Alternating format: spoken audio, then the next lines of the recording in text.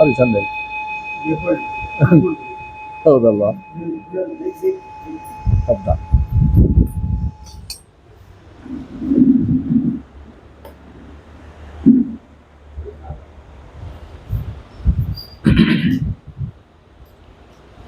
ಕೃಷ್ಣವು ಬಲಜ್ಞಾನ ಕಾರ್ಯವು ಕೃಷ್ಣಾರಮಣ ರಾಜ್ಯದು ಪುಷ್ಣೀತಾಂ ಮಮ ಸದ್ಬುದ್ಧಿಂ ವೃಷ್ಣಿ ವಾಸಿಷ್ಠ ವಂಶಜರು ಲಸತು ಶ್ರೀಮದಾನಂದ ತೀರ್ಥೇಂದುರ್ನೋ ಹೃದಂಬರೇ ಯದ್ವಚಶ್ಚಂದ್ರಿಕಾ ಸ್ವಾಂತ ಸಂತಾಪಂ ವಿನಿಕೃಂತತಿ ಭವತಿ ಯದನುಭಾವಾತ್ ಏಡಮೂಕೋಪಿ ವಾಗಿನಿ ಜಡಮತಿರಪಿ ಜಂತುರ್ಜಾಯತೆ ಪ್ರಾಜ್ಞಮೌಲಿಃ ಸಕಲ ವಚನ ಚೇತೋ ದೇವತಾ ಭಾರತೀ ಸಾ ಮಮ ವಚಸಿ ನಿಧತ್ತಾಂ ಸನ್ನಿಧಿಂ ಮಾನಸೇ ಚ ಆಪಾದಮೌಲಿ ಪರ್ಯಂತಂ ಗುರುಣಾಂ ಆಕೃತಿಂ ಸ್ಮರೇತ್ ತೇನ ವಿಘ್ನಾಃ ಪ್ರಣಶ್ಯಂತಿ ಸಿದ್ಧ್ಯಂತಿ ಚ ಮನೋರಥಾಃ.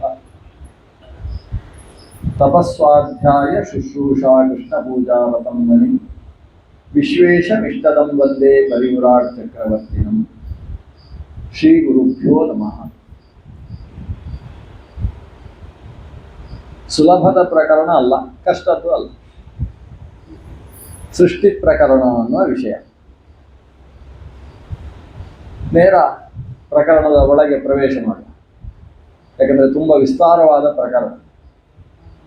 ನಾವು ಹೊರಗಿನಿಂದ ಪ್ರದಕ್ಷಿಣೆ ಹಾಕ್ತಾ ಕೂತರೆ ಕೊನೆಗೆ ಗರ್ಭಗುಡಿಯಲ್ಲಿ ದೇವರನ್ನೇ ನೋಡಲಿಕ್ಕಿಲ್ಲ ಅನ್ನೋ ಪ್ರಸಂಗ ಬಂದಿತ್ತು. ಸೃಷ್ಟಿ ಪ್ರಕರಣದ ಹೊರಭಾಗದಲ್ಲೂ ಬಹಳಷ್ಟು ಚಿಂತನೆಗಳಿದ್ದಾವೆ. ನೇರ ಸೃಷ್ಟಿ ಪ್ರಕರಣದ ಒಳಗೆ ಪ್ರವೇಶ ಮಾಡಿದರೆ ಅನೇಕ ವಿಷಯಗಳಿದ್ದಾವೆ. ಪ್ರಕರಣ ಅಂದರೆ ಇಲ್ಲಿ ವಿಷಯ ಅಂತ ಅಷ್ಟೇ ಅರ್ಥ. ಈಗ ಸೃಷ್ಟಿಯ ವಿಷಯ ಅದು ಪ್ರಕರಣ ಅಂದರೆ ಮತ್ತೊಂದು ಹಗರಣ. ನಿಮ್ಮ ಮನೆಯಲ್ಲಿ ಇವತ್ತು ಏನು ಪ್ರಕರಣ ನಡೆಯಿತು ಅಂತ ಕೆಲವರು ಆ ಅರ್ಥದಲ್ಲಿ ಕೇಳ್ತಾರೆ. ಅದನ್ನು ಹಗರಣ ಅನ್ನೋ ಅರ್ಥದಲ್ಲಿ ಆ ರೀತಿಯ ಶಬ್ದ ಅಲ್ಲ. ಪ್ರಕರಣ ಅಂದರೆ ಅದೊಂದು ವಿಷಯ. ಭಗವಂತ ಪ್ರಪಂಚವನ್ನೆಲ್ಲ ಸೃಷ್ಟಿಸಿದ್ದಾನೆ, ಸಾಕ್ಷಾತ್ತಾಗಿ ಸೃಷ್ಟಿ ಇದೆ. ಚತುರ್ಮುಖ ಬ್ರಹ್ಮನ ಮೂಲಕ ಸೃಷ್ಟಿ ಇದೆ.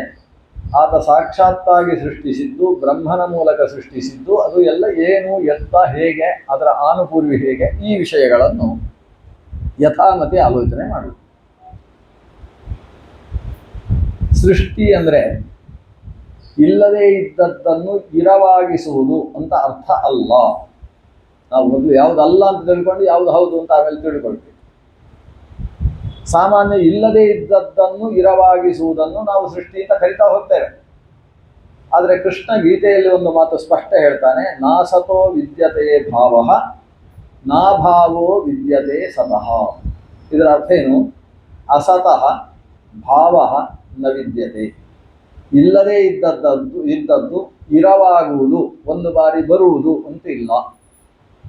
ಎರಡಿದ್ದದ್ದು ಯಾವತ್ತೂ ಒಂದಾಗುವುದಿಲ್ಲ, ಒಂದಿದ್ದದ್ದು ಯಾವತ್ತೂ ಎರಡಾಗುವುದಿಲ್ಲ. ಇದೆಲ್ಲ ಶಾಶ್ವತ ನಿಯಮಗಳು ಅಲ್ಲ. ಒಂದಿದ್ದದ್ದು ಎರಡಾಗುವುದಿಲ್ಲ. ಒಂದು ಕೋಲು ಕೊಡ್ತೇವೆ ನಾವು ನಿಮ್ಮ ಕೈಯಲ್ಲಿ, ಎರಡು ಮಾಡಿ ಅಂದರೆ ಪಟ್ಟದ ತುಂಡು ಮಾಡಿ ಎರಡು ಮಾಡುವುದಿಲ್ಲ. ಒಂದಿದ್ದದ್ದನ್ನು ಎರಡು ಮಾಡಲಿಕ್ಕೆ ಆಗುವುದಿಲ್ಲ, ಸುತರಾಮ್ ಆಗುವುದಿಲ್ಲ. ಮತ್ತೇನಾದದ್ದು? ಒಂದು ಕೋಲಿತ್ತು, ಅದು ಎರಡು ಅರ್ಧ ಆಯ್ತು ಅಷ್ಟೇ.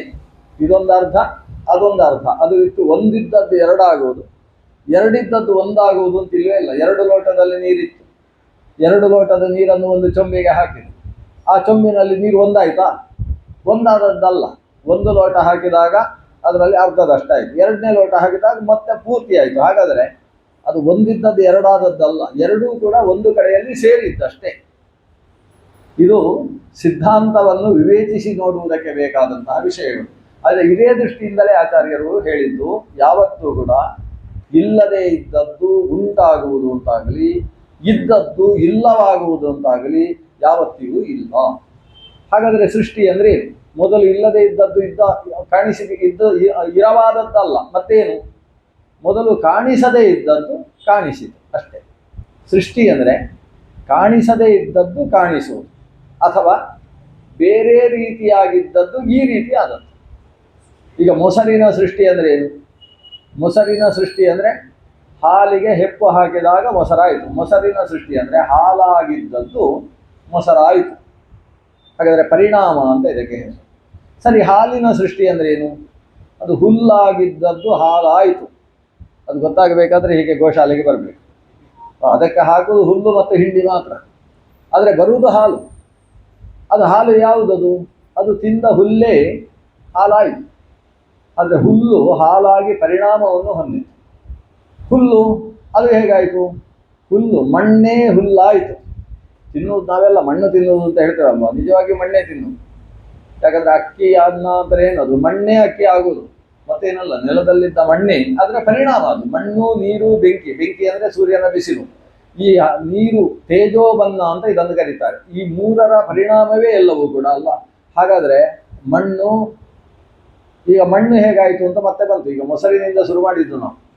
ಮೊಸರು, ಹಾಲು ಮೊಸರಾಯಿತು, ಹುಲ್ಲು ಹಾಲಾಯಿತು, ಮಣ್ಣು ಹುಲ್ಲಾಯಿತು.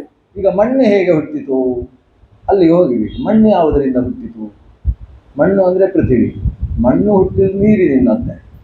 ಇದೆ ಸೃಷ್ಟಿ ಪ್ರಕರಣ. ಅಂದರೆ ಇಲ್ಲಿ ಪ್ರಕರಣ ಹಕರಣ ಶುರುವಾಗೋದು ಇಲ್ಲಿ. ಮಣ್ಣು ಯಾವುದರಿಂದ ಅಂತ ಹೇಳಿದರೆ ನೀರಿನಿಂದ ಮಣ್ಣಂತೆ. ನೀರು ಯಾವುದರಿಂದ? ಅದು ಬೆಂಕಿಯಿಂದಂತೆ. ಬೆಂಕಿ ಯಾವುದರಿಂದ? ಅದು ಗಾಳಿಯಿಂದ ಅಂತೆ. ಗಾಳಿ ಯಾವುದರಿಂದ? ಆಕಾಶಾದ್ ವಾಯು, ವಾಯೋರಗ್ನಿ, ಅಗ್ನೇರಾಪ, ಅದ್ಯ ಪೃಥಿವೀ, ಪೃಥಿವ್ಯಾ ಓಷಧಯ, ಓಷಧೀಭ್ಯೋನ್ನಂ, ಅನ್ನಾತ್ ಪುರುಷಃ, ಸವಾಯೇಷ ಪುರುಷೋನ್ನರ ಸಮಯ. ಆಕಾಶ ಯಾವುದರಿಂದ? ತಸ್ಮಾದ್ವಾ ಏತಸ್ಮಾದಾತ್ಮನ ಆಕಾಶ ಸಂಭೂತಃ. ಆ ಪರಮಾತ್ಮನಿಂದ ಆಕಾಶ ಹುಟ್ಟಿತು. ಇಲ್ಲಿ ಒಂದು ಸ್ವಲ್ಪ ಸಮಸ್ಯೆ ಆಗ್ತದೆ. ಪರಮಾತ್ಮನೇ ಆಕಾಶವಾದನೋ, ಪರಮಾತ್ಮನಿಂದ ಆಕಾಶ ಹುಟ್ಟಿತು ಅಂತ. ಇವೇ ನಾವೀಗ ವಿಚಾರ ಮಾಡಬೇಕಾದ ಸೃಷ್ಟಿ ಪ್ರಕರಣ. ಅಂದರೆ ಅದು ಪರಮಾತ್ಮನಿಂದ ಆಕಾಶಾದಿಗಳ ಸೃಷ್ಟಿ ಅಂದರೆ ಅದು ಯಾವ ಥರದ ಸೃಷ್ಟಿ, ಏನು ಕಥೆ? ಸೃಷ್ಟಿ ಅಂದರೆ ಪರಿಣಾಮ ಅನ್ನುವ ಒಂದು ರೀತಿಯ ಸೃಷ್ಟಿ ಇದೆ. ಇನ್ನೊಂದು, ಈಗ ಕತ್ತಲೆ ಇದೆ. ಕತ್ತಲೆಯಲ್ಲಿ ಅಲ್ಲಿ ಒಂದಷ್ಟು ಪದಾರ್ಥಗಳಿದ್ದಾವೆ. ಅದು ಯಾವುದು ಕತ್ತಲೆಯಲ್ಲಿ ನಮಗೆ ಕಾಣಿಸುವುದಿಲ್ಲ. ಅಲ್ಲೇ ಬೆಳಕು ಹಾಕಿದ್ದೀವಿ. ಬೆಳಕಿನಲ್ಲಿ ಅಲ್ಲಿದ್ದ ಮಡಿಕೆ, ಪುಸ್ತಕ, ಪೆನ್ನು, ಅದಕ್ಕಿಂತ ಹೆಚ್ಚು ನಮ್ಮದು ಮೊಬೈಲ್, ಅದೆಲ್ಲ ಕಾಣಿಸಿ. ಕತ್ತಲೆಯಲ್ಲಿ ಕಾಣಿಸ್ತಾ ಇರಲಿಲ್ಲ, ಬೆಳಕಿನಲ್ಲಿ ಕಾಣಿಸಿತು. ಮೊದಲು ಕಾಣಿಸಲಿಲ್ಲ, ಗೊತ್ತಾಗಲಿಲ್ಲ, ಈಗ ಗೊತ್ತಾಯಿತು. ಇಷ್ಟು ಮಾತ್ರದಿಂದ ಅದು ಹುಟ್ಟಿತು ಅಂತ ನಾವು ಹೇಳುವುದಿಲ್ಲ. ಹುಟ್ಟಿದ್ದಲ್ಲ, ಅದು ಅವ್ಯಕ್ತವಾದದ್ದು ವ್ಯಕ್ತವಾಯಿತು. ಈ ಅವ್ಯಕ್ತವಾದದ್ದು ವ್ಯಕ್ತವಾದಾಗಲೂ ಕೂಡ ಸೃಷ್ಟಿ ಅನ್ನುವ ಶಬ್ದದ ಪ್ರಯೋಗ ಇದೆ. ಬೆಳಕಿನ ಸೃಷ್ಟಿ ಅಂತ ಸ್ವಿಚ್ ಹಾಕಿದ ಕೂಡಲೇ ಬೆಳಕಿನ ಸೃಷ್ಟಿ ಆಯಿತು. ಮೊದಲು ಅವ್ಯಕ್ತವಾಗಿತ್ತು, ಈವಾಗ ವ್ಯಕ್ತವಾಯಿತು. ಮೊದಲು ವಿದ್ಯುತ್ ಇರಲಿಲ್ಲ ಅಂತಲ್ಲ, ವಿದ್ಯುತ್ ಇತ್ತು, ಅದು ವ್ಯಕ್ತವಾದದ್ದು ಈಗ ಅಷ್ಟೇ. ಈ ಅಭಿವ್ಯಕ್ತಿಯನ್ನು ಕೂಡ ಸೃಷ್ಟಿ ಅನ್ನುವ ಶಬ್ದದಿಂದ ವ್ಯವಹಾರ ಮಾಡುವುದಿದೆ. ಅಭಿವ್ಯಕ್ತಿ ಸೃಷ್ಟಿಯಾಗಬಹುದು, ಪರಿಣಾಮ ಅನ್ನುವ ರೀತಿಯ ಸೃಷ್ಟಿಯಾಗಬಹುದು. ಇನ್ನು ಕೆಲವೊಂದು ದೇವರು ಅತ್ಯಂತ ಸೂಕ್ಷ್ಮವಾಗಿದ್ದದ್ದನ್ನು ಸ್ಥೂಲ ಸ್ಥಿತಿಗೆ ತಂದಾಗ ಅದು ಸೃಷ್ಟಿಯಾಗ್ತದೆ. ಸೂಕ್ಷ್ಮತೆಯಿಂದ ಸ್ಥೂಲತೆಗೆ ಬಂದಾಗ ಅದನ್ನು ಕೂಡ ಸೃಷ್ಟಿ ಅಂತ ಕರಿತೇವೆ. ಸೃಷ್ಟಿ ಅನೇಕ ಬಗೆ. ನಾವು ಮೊದಲು ನೋಡಬೇಕಾದ ಸೃಷ್ಟಿ ನಾಮಾತ್ಮಕ ಪ್ರಪಂಚದ ಸೃಷ್ಟಿ. ಆಮೇಲೆ ನೋಡಬೇಕಾದದ್ದು ರೂಪಾತ್ಮಕ ಪ್ರಪಂಚದ ಸೃಷ್ಟಿ. ಈಗ ಎರಡು ಬಗೆಯ ಸೃಷ್ಟಿ ಅನ್ನೋ ಹಂತಕ್ಕೆ ಹೋಗೋಣ. ನಾಮಾತ್ಮಕ ಪ್ರಪಂಚ, ರೂಪಾತ್ಮಕ ಪ್ರಪಂಚ. ಈ ಶಬ್ದ ನಾವು ಬಹಳ ಬಾರಿ ಕೇಳಿರ್ಬೋದು. ದಾಸ ಸಾಹಿತ್ಯದಲ್ಲೂ ಬರ್ತದೆ. ನಾಮರೂಪಾತ್ಮಕ ಪ್ರಪಂಚ ಸೃಷ್ಟಿ ಅಂತ ಕರೀತಾರೆ. ಮೊದಲು ನಾಮಾತ್ಮಕ ಪ್ರಪಂಚದ ಸೃಷ್ಟಿಯನ್ನು ನೋಡೋಣ. ನಾಮಾತ್ಮಕ ಪ್ರಪಂಚ ಅಂದ್ರೆ ಏನು? ಶಬ್ದಗಳ ಸೃಷ್ಟಿ. ಶಬ್ದಗಳ ಸೃಷ್ಟಿ ನೋಡ್ತಾ ಹೋದ ಹಾಗೆ ನಮಗೆ ದೇವತೆಗಳ ಸೃಷ್ಟಿಯೂ ಕೂಡ ಅರ್ಥ ಆಗ್ತಾ ಹೋಗ್ತದೆ. ಉದಾಹರಣೆಗೆ ಈ ಸೃಷ್ಟಿಯನ್ನು ಮೂರು ಬಗೆ ಮಾಡಿದ್ದಾರೆ. ಯತ್ರ ತ್ರಿಸರ್ಗೋ ಮೃಷ ಅಂತ ಭಾಗವತದ ಮೊದಲನೇ ಶ್ಲೋಕದಲ್ಲಿ ತ್ರಿಸರ್ಗ, ಮೂರು ಬಗೆಯ ಸೃಷ್ಟಿ ಎನ್ನುವ ಮಾತು ಬಂತು. ಏನು ಮೂರು ಬಗೆಯ ಸೃಷ್ಟಿ? ಈಶ್ವರ ಸೃಷ್ಟಿ, ಜಡ ಸೃಷ್ಟಿ, ಜೀವ ಸೃಷ್ಟಿ ಅಂತ. ಈಶ್ವರ ಸೃಷ್ಟಿ ಅಂದರೆ ಭಗವಂತ ತನ್ನನ್ನು ತಾನು ಅನೇಕ ರೂಪಗಳಿಂದ ಸೃಷ್ಟಿ ಮಾಡಿಕೊಳ್ಳುವುದು. ಭಗವಂತ ಅನೇಕ ರೂಪಗಳನ್ನು ಹೊಂದುವುದು. ಇದಕ್ಕೆ ಈಶ್ವರ ಸೃಷ್ಟಿ ಅಂತ ಹೆಸರು. ಜೀವನ ಸೃಷ್ಟಿ ಅಂತ ಹೇಳಿದರೆ ಅನಾದಿಯಾದಂತಹ ಜೀವವೆಂಬಂತಹ ಚೇತನಕ್ಕೆ ಆ ಚೇತನದ ಕರ್ಮಕ್ಕೆ ಅನುಗುಣವಾಗಿ ಒಂದೊಂದು ಶರೀರಗಳನ್ನು ಕೊಡುವುದು. ಜೀವನಿಗೆ ಶರೀರದ ಸೃಷ್ಟಿ ಅನ್ನುವುದನ್ನು ಜೀವ ಸೃಷ್ಟಿ ಅಂತ ಕರೀತೇವೆ. ಜಡ ಸೃಷ್ಟಿ ಅಂದರೆ ಬೇರೆ ರೀತಿಯಲ್ಲಿದ್ದದ್ದು ಈ ರೀತಿಯಲ್ಲಿ ಕಾಣಿಸುವುದು, ಪರಿಣಾಮವಾಗುವುದು. ಮಣ್ಣಾಗಿದ್ದದ್ದು ಮಡಿಕೆಯಾದರೆ ಅದನ್ನು ಜಡ ಸೃಷ್ಟಿ ಅಂತ ಕರೀತಾರೆ. ಮೂಲ ಪ್ರಕೃತಿಯಾಗಿದ್ದದ್ದು ವಿಕೃತಿಯನ್ನು ಹೊಂದಿದರೆ ಅದನ್ನು ಪ್ರಕೃತಿಯಿಂದ ಉಂಟಾದಂತಹ ವಿಕೃತಿ ಸೃಷ್ಟಿ ಅಂತ ಕರೀತೇವೆ. ಹಾಗಾದರೆ ಜಡದಲ್ಲಿ ಪರಿಣಾಮವೆಂಬ ಸೃಷ್ಟಿ, ಜೀವದಲ್ಲಿ ಶರೀರ ಸಂಬಂಧ ರೂಪವಾದ ಸೃಷ್ಟಿ, ಪರಮಾತ್ಮನಲ್ಲಿ ರೂಪಗ್ರಹಣವೆಂಬಂತಹ ಸೃಷ್ಟಿ, ಈ ಮೂರು ಸೃಷ್ಟಿಯನ್ನು ತ್ರಿಸರ್ಗ, ಸರ್ಗ ಅಂದರೆ ಸೃಷ್ಟಿ, ತ್ರಿಸೃಷ್ಟಿ ಅಂತ ಕರೀತಾರೆ. ಈ ಮೂರೂ ಬಗೆಯ ಸೃಷ್ಟಿಗೆ ಶಬ್ದ ಬೇಕಲ್ವಾ? ಜಡಗಳನ್ನು ಹೇಳ್ತಕ್ಕಂತಹ ಶಬ್ದಗಳು, ಚೇತನಗಳನ್ನು, ಜೀವಗಳನ್ನು ಹೇಳ್ತಕ್ಕಂತಹ ಶರೀರವಾಚಕ ಶಬ್ದಗಳು, ಜೊತೆಗೆ ಪರಮಾತ್ಮನ ಅನೇಕ ರೂಪಗಳನ್ನು ಹೇಳ್ತಕ್ಕಂತಹ ಶಬ್ದಗಳು ಬೇಕು. ಈ ಶಬ್ದಗಳನ್ನು ನಾಮಾತ್ಮಕ ಪ್ರಪಂಚದ ಸೃಷ್ಟಿ ಅಂತ ಕರೀತಾರೆ. ಮೊತ್ತ ಮೊದಲು ಅನಾದಿ ಕಾಲದಿಂದ ಇದ್ದಂತಹ ಶಬ್ದ ಯಾವುದು ಅಂದರೆ ಒಂದು ನಾದ. ಅದು ಅನಾದಿ ಕಾಲದಿಂದ ಉಂಟಂತೆ ನಾದ. ಅದು ಏನು ನಾದ ಅಂದರೆ ಅಂತ ಒಂದು ನಾದ. ಅದನ್ನು ಕೆಲವರು ಓಂ ಅಂತ ಹೇಳ್ತಾರೆ, ಕೆಲವರು ಓಮು ಅಂತ ಅಷ್ಟಕ್ಕೆ ನಿಲ್ಲಿಸ್ತಾರೆ. ಅದನ್ನು ಪ್ರಣವನಾದ ಅಂತ ಕರೆಯೋಣ. ಅನಾದಿ ಕಾಲದಿಂದ ಇರತಕ್ಕಂತಹ ನಾದ. ಈ ಒಂದೇ ನಾದದಲ್ಲಿ ಓಂ ಅಂತ ಹೇಳ್ತಕ್ಕಂಥ ಒಂದು ನಾದ ಏನಿದೆ, ಆ ನಾದದಲ್ಲಿ ನಾವು ಇವತ್ತು ಎಷ್ಟೆಷ್ಟು ಅಕ್ಷರಗಳನ್ನು ಹೇಳ್ತೇವೆ ಅಷ್ಟು ಅಕ್ಷರಗಳು ಕೂಡ ಅಡಕವಾಗಿದ್ದಾವೆ.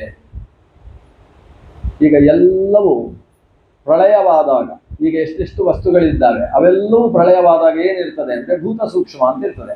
ಅಂದರೆ ಈ ವಸ್ತುಗಳ ಮೂಲ ಪರಮಾಣು ಅಂತ ಬೇಕಾದರೆ ಕರಿ, ಆಟಮ್ಸ್, ಅದರ ಮೂಲ ಪರಮಾಣುಗಳು, ಅದನ್ನು ಭೂತ ಸೂಕ್ಷ್ಮ ಅಂತ ಕರಿತೇವೆ. ಅದು ಕೊನೆಗಿರು, ಅದು ರಾಶಿಯಾಗಿ.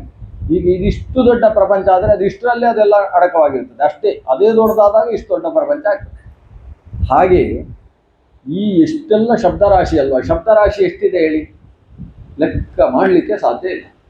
ನಾವು ಶಬ್ದರಾಶಿ ಋಗ್ವೇದ, ಯಜುರ್ವೇದ, ಸಾಮವೇದ, ಅಥರ್ವವೇದ, ಮಹಾಭಾರತ, ಪಂಚರಾತ್ರ, ಮೂಲ ರಾಮಾಯಣ, ನಾವು ಈ ಲೆಕ್ಕ ಹಾಕ್ತಾ ಹೋಗ್ತೇವಲ್ಲ ಇಷ್ಟೆಲ್ಲ. ಆಮೇಲೆ 18 ಪುರಾಣಗಳು, 18 ಉಪಪುರಾಣಗಳು, 18 ಸ್ಮೃತಿಗಳು, ಏನೆಲ್ಲ. ಆಮೇಲೆ ಮತ್ತೆ ಆಯುರ್ವೇದ, ಸ್ಥಾಪತ್ಯ ವೇದ, ಧನುರ್ವೇದ, ಇನ್ನೊಂದು ವೇದ ಬಿಟ್ಟು ಹೋಯ್ತು, ಗಾಂಧರ್ವ ವೇದ ಅಂದರೆ ಸಂಗೀತ ಶಾಸ್ತ್ರ. ಈ ಗಾಂಧರ್ವ ವೇದ, ಸ್ಥಾಪತ್ಯ ವೇದ, ಆಯುರ್ವೇದ, ಧನುರ್ವೇದ ಅಂತ ಹೇಳ್ತಕ್ಕಂಥ 4 ಪೌರುಷೇಯ ವೇದಗಳು ಎಲ್ಲ ಮುಗಿಸ್ಲಿಕ್ಕೆ ಇಲ್ಲ. ಆಮೇಲೆ ಅದರ ಧನುರ್ವೇದದ ಒಳಗೆ ಹೋದರೆ ಅಶ್ವವೇದ, ಅಶ್ವಾಯುರ್ವೇದ, ಕುದುರೆ ಶಾಸ್ತ್ರ ಬೇರೆ, ಗಜಶಾಸ್ತ್ರ ಬೇರೆ, ಎಷ್ಟು ಶಾಸ್ತ್ರಗಳು, ಎಷ್ಟು ಶಾಸ್ತ್ರ. ಕೊನೆಗೆ ಹೆಂಗಸರಿಗೆ ಕೆಲವು ಶಾಸ್ತ್ರಗಳು, ಅವ್ರದ್ದು ಪಾಕಶಾಸ್ತ್ರ ಅಂತ, ಸುಲಭ ಇಲ್ಲ. ಪಾಕ ಕುತೂಹಲ ಅಂತ ಒಂದು ಗ್ರಂಥ, ಒಗ್ಗರಣೆ ಹಾಕೋದು ಹೇಗೆ ಅಂತಲೇ ಶುರು ಆಗುತ್ತದೆ. ಅವರೆಲ್ಲ ಅದನ್ನು ಕಲ್ತಿರ್ತಾರೆ, ನಾವು ಒಗ್ಗರಣೆ ಹಾಕ್ತಾ ಇರ್ತಾರೆ. ಇದೆಲ್ಲ ಪಾಕಶಾಸ್ತ್ರ. ಯಾವ ತಿಂಗಳಲ್ಲಿ ಯಾವ ಅಡಿಗೆ ಮಾಡಬೇಕು, ಹೇಗೆ ಮಾಡಬೇಕು. ಆಮೇಲೆ ಅಲಂಕಾರ ಮಾಡುವುದಕ್ಕೆ ಅದಕ್ಕೊಂದೇ ಶಾಸ್ತ್ರ ಇದೆ. ಸುಮಾರು ಎರಡು ವರ್ಷ ಓದಬೇಕು, ಅಷ್ಟು ದೊಡ್ಡ ಶಾಸ್ತ್ರ ಇದೆ. ಅಲಂಕಾರ ಮಾಡುವ ಬಗೆ ಹೇಗೆ, ವಸ್ತ್ರಗಳಲ್ಲಿ ಅಲಂಕಾರ ವಿನ್ಯಾಸಗಳು ಹೇಗೆ, ಕಲಾಶಾಸ್ತ್ರಗಳು, ಎಷ್ಟು ಶಾಸ್ತ್ರ, ಎಷ್ಟು ಶಾಸ್ತ್ರ. ಒಬ್ಬ ಮನುಷ್ಯನಿಂದ 2-3 ಶಾಸ್ತ್ರ ಓದಿ ಮುಗಿಸುವುದೇ ಕಷ್ಟ. ಹಾಗಾದರೆ ಶಬ್ದಗಳು ಎಷ್ಟು ಅನಂತ. ಒಬ್ಬ ಋಷಿ ಇದ್ದಂತೆ, ಅವನು ಭರದ್ವಾಜ ಗೋತ್ರದ ಋಷಿ. ಅವನನ್ನು ಭಾರದ್ವಾಜ ಅಂತ ಯಜುರ್ವೇದ ಕರೆಯುತ್ತೆ. ಆ ಭಾರದ್ವಾಜ ಋಷಿಗೆ ಒಂದು ಸಂಕಲ್ಪ ಆಯಿತು. ನಮ್ಮ ಗೋತ್ರದಲ್ಲಿ ಇಲ್ಲಿಯ ತನಕ ಯಾರು ಕೂಡ ಸಮಗ್ರ ವೇದದ ಅಧ್ಯಯನ ಮಾಡಲಿಲ್ಲ. ಕೆಲವರು ಋಗ್ವೇದ ಮಂಗಳ ಮಾಡಿದ್ದಾರೆ, ಕೆಲವರು ಯಜುರ್ವೇದ. 3 ವೇದ ಓದಿದವರು ಕೆಲವರು ತ್ರಿವೇದಿಗಳು ಅಂತ ಕೆಲವರಿದ್ದಾರೆ, ಕೆಲವರು ಚತುರ್ವೇದಿಗಳು ಅಂತಿದ್ದಾರೆ. ಆದರೆ ವೇದದ ಆರಂಭದ ಮಂತ್ರ ಮಾತ್ರ ಕಲಿತು ಚತುರ್ವೇದಿಗಳಾಗಿದ್ದಾರೆ. ಒಟ್ಟಂತದಲ್ಲಿ ಸಮಗ್ರ ವೇದವನ್ನು ಓದಿದವರು ನಮ್ಮ ಕುಟುಂಬದಲ್ಲಿ ಯಾರೂ ಇಲ್ಲ. ಅದಕ್ಕೆ ನಾನೇನು ಮಾಡಬೇಕು ಸಂಕಲ್ಪ ಮಾಡಿದವ. ನಾನು ಸಮಗ್ರ ವೇದವನ್ನು ಓದಿ ಮುಗಿಸ್ತೇನೆ ಅಂತ ಒಂದು ಸಂಕಲ್ಪ ಮಾಡಿದ. ವೇದ ಇರುವುದೆಷ್ಟು? ಮೂಲ ವೇದ 3: ಋಗ್ವೇದ, ಯಜುರ್ವೇದ, ಸಾಮವೇದ ಅಂತ. ಇದಕ್ಕೆ ವೇದ ತ್ರಯೀ ಅಂತ ಕರೀತಾರೆ. ಈ 3 ವೇದವನ್ನು ಮುಗಿಸ್ತೇನೆ ಅಂತ ಸಂಕಲ್ಪ ಮಾಡಿದ. ಸಂಕಲ್ಪ ಮಾಡಿ ಋಗ್ವೇದವನ್ನು ಓದಲಿಕ್ಕೆ ಶುರು ಮಾಡಿದ. ಮೊದಲು ಇದನ್ನು ಮುಗಿಸುವ ಅಂತ. ಮುಗಿಲಿಲ್ಲ. ಅವನಿಗೆ ಷಷ್ಠಿ ಪೂರ್ತಿ ಆಗೋಯಿತು. ಹೋಮಗಿಮೆ ಎಲ್ಲ ಮಾಡಿಸಿಕೊಳ್ಳಿಲ್ಲ, ವಯಸ್ಸಾಯಿತು ಅಂತ ಗೊತ್ತಾಯಿತು. ಇನ್ನು ಋಗ್ವೇದವನ್ನೇ ಹಿಡ್ಕೊಂಡ್ರೆ ಯಜುರ್ವೇದ ಮುಟ್ಲಿಕ್ಕೆ ಆಗುವುದಿಲ್ಲ ಅಂತೇಳಿ ಋಗ್ವೇದ ಒಂದು ಹಂತಕ್ಕೆ ನಿಲ್ಲಿಸಿದ. ಯಜುರ್ವೇದ ಅಧ್ಯಯನ ಶುರು ಮಾಡಿದ. ಅಷ್ಟೊತ್ತಿಗೆ ಸಹಸ್ರಚಂದ್ರ ದರ್ಶನ ಶಾಂತಿ ಆಯಿತು. ಇನ್ನು ಸಾಮವೇದ ಮುಗಿಯುವುದಿಲ್ಲ ಅಂತೇಳಿ ಸಾಮವೇದ ಶುರು ಮಾಡಿದ. ಆ ಹೊತ್ತಿಗೆ ಅವನ ಕಣ್ಣಿನ ರೆಪ್ಪೆಗಳೆಲ್ಲ ಬಾಗಿ ಕಣ್ಣು ಮುಚ್ಚುವಲ್ಲಿ ತನಕ ಬಂದು ಸಾಯಲಿದ್ದೇನೆ ಅಂತ ಅನಿಸಿತು ಅವನಿಗೆ. ಇನ್ನೂ ನಾನು ಸಂಕಲ್ಪ ಮಾಡಿದ ವೇದ ಮುಗಿಲೇ ಇಲ್ವಲ್ಲ ಅಂತ ಆಲೋಚಿಸಿ ಅವ ಇಂದ್ರನನ್ನು ಕರೆದ. ಇಂದ್ರನನ್ನು ಕರೆದಾಗ ಇಂದ್ರ ತನ್ನ ಜೊತೆಗೆ 2 ಹುಡುಗರನ್ನು ಕರ್ಕೊಂಡು ಬರ್ತಾನೆ. ಅವರಿಗೆ ದಸರಾ ಮತ್ತು ನಾಸತ್ಯ ಅಂತ ಹೆಸರು, ಅಶ್ವಿನಿ ದೇವತೆಗಳು. ಅವರನ್ನು ಒಟ್ಟಿಗೆ ಕರ್ಕೊಂಡು ಬರ್ತಾನೆ ಇಂದ್ರ. ಬಂದು ಇವನೇನು ಕೇಳ್ತಾನೆ ಅಂತ ಗೊತ್ತು ಇಂದ್ರನಿಗೆ. ಇಂದ್ರ ಬಂದ ಗುಳ್ಳೆ ಕೇಳಿದ, ನಾನು ವೇದ ಮುಗಿಸ್ಬೇಕು ಅಂತ ಕೂತಿದ್ದೇನೆ, ನನ್ನ ಆಯುಷ್ಯ ಮುಗಿತಾ ಬಂತು, ನನಗೆ ಮತ್ತೊಂದು ಆಯುಷ್ಯ ಕೊಡು ಅಂತ ಇಂದ್ರನ ಹತ್ರ ಕೇಳಿದ. ಇಂದ್ರ ಅಶ್ವಿನಿ ದೇವತೆಗಳಿಗೆ ಹೇಳಿದ, ನೀನು ಒಂದೇ ಆಯುಷ್ಯ ಕೊಡಬೇಡ, ಒಂದು 4 ಆಯುಷ್ಯ ಕೊಟ್ಬಿಡು ಅಂತ. ಯಾಕಂದ್ರೆ ಇವನಿಗೆ ಒಂದೇ ಆಯುಷ್ಯ ಕೊಟ್ಟರೆ ಏನಾಗ್ತದೆ, ಮತ್ತೆ ವೇದ ಹೋಗ್ತಾನೆ, ಮುಗಿಯಲ್ಲ, ಮತ್ತೆ ಕರೀತಾನೆ, ಕಿರಿಕಿರಿ ಮಾಡ್ತಾನೆ, ಇವನಿಗೆ ದೇವಲೋಕದಲ್ಲಿ ಇರ್ಲಿಕ್ಕೆ ಬಿಡಲ್ಲ ಇವ. ಅದಕ್ಕೋಸ್ಕರ ಒಂದು 4 ಆಯುಷ್ಯ ಕೊಡು ಅಂತ ಹೇಳಿದ. ಈ ಅಶ್ವಿನಿ ದೇವತೆಗಳು ಯಾವುದೋ ರಸಾಯನ ಮಾಡಿದರು. ರಸಾಯನ ಅಂದರೆ ಮಾವಿನ ಸ್ವೀಕರಣೆ ಅಲ್ಲ, ರಸಾಯನ ಅಂದರೆ ಟಾನಿಕ್ಗಳು, ಆಯುರ್ವೇದದ ಆಯುಷ್ಯವರ್ಧಕವಾದ ರಸಾಯನಗಳನ್ನು ಮಾಡಿದರು. ಮಾಡಿ ಇವನಿಗೆ ಸ್ವಲ್ಪ ಗುಡಿಸಿದ್ರು. ಇವನಿಗೆ ಮತ್ತೆ ಯೌವನ ಬಂತು. ಯೌವನ ಬಂದು 400 ವರ್ಷ ಓದಿದ. ಏನು ವೇದಾಧ್ಯಯನವೋ ವೇದಾಧ್ಯಯನ. 400 ವರ್ಷ ಮುಗಿದು ಮತ್ತೆ ಸಾಯ್ತಾ ಇದ್ದೇನೆ ಅಂತ ಗೊತ್ತಾದಾಗ ಇಂದ್ರನನ್ನು ಕರೆದ. ಈ ಬಾರಿ ಇಂದ್ರ ಬರುವಾಗ ರಸಾಯನ ಹಿಡ್ಕೊಂಡೇ ಬಂದಿದ್ದಾನೆ. ಅಶ್ವಿನಿ ದೇವತೆಗಳಲ್ಲಿ ವ್ಯವಸ್ಥೆ ಮಾಡಿ ಅದರಲ್ಲಿ ಲೇಬಲ್ ಇಟ್ಟು 16 ಆಯುಷ್ಯ ಅಂತ, 1 2 3 4 ಅಲ್ಲ. ಇವ ಅದನ್ನು ತೆಗೆದು ಅಷ್ಟು ದೀರ್ಘಕಾಲಿಕವಾದ ಆಯುಷ್ಯವನ್ನು ಮುಗಿಸಿದ್ದಾನೆ. ಅಷ್ಟಾದರೂ ವೇದ ಮುಗಿಲಿಲ್ಲ ಈ ಭಾರದ್ವಾಜನಿಗೆ. ಮತ್ತೆ ಇಂದ್ರನನ್ನು ಕರೆದ. ಇಂದ್ರ ಈ ಬಾರಿ ಅಶ್ವಿನಿ ದೇವತೆಗಳನ್ನು ಕರ್ಕೊಂಡು ಬರಲಿಲ್ಲ, ಮಾತ್ರೆಗಳನ್ನು ತಗೊಂಡು ಬರಲಿಲ್ಲ. ಅವ ಸೀದಾ ಖಾಲಿ ಕೈಯಲ್ಲಿ ಬಂದವ ಭರದ್ವಾಜನನ್ನು ಕರೆದು, ಬಾ ಸ್ವಲ್ಪ ಮಾತಾಡ್ಲಿಕ್ಕೆ ಉಂಟು ಅಂತ ಹೇಳಿ ಅವನನ್ನು ಕರ್ಕೊಂಡು ಹೋದ.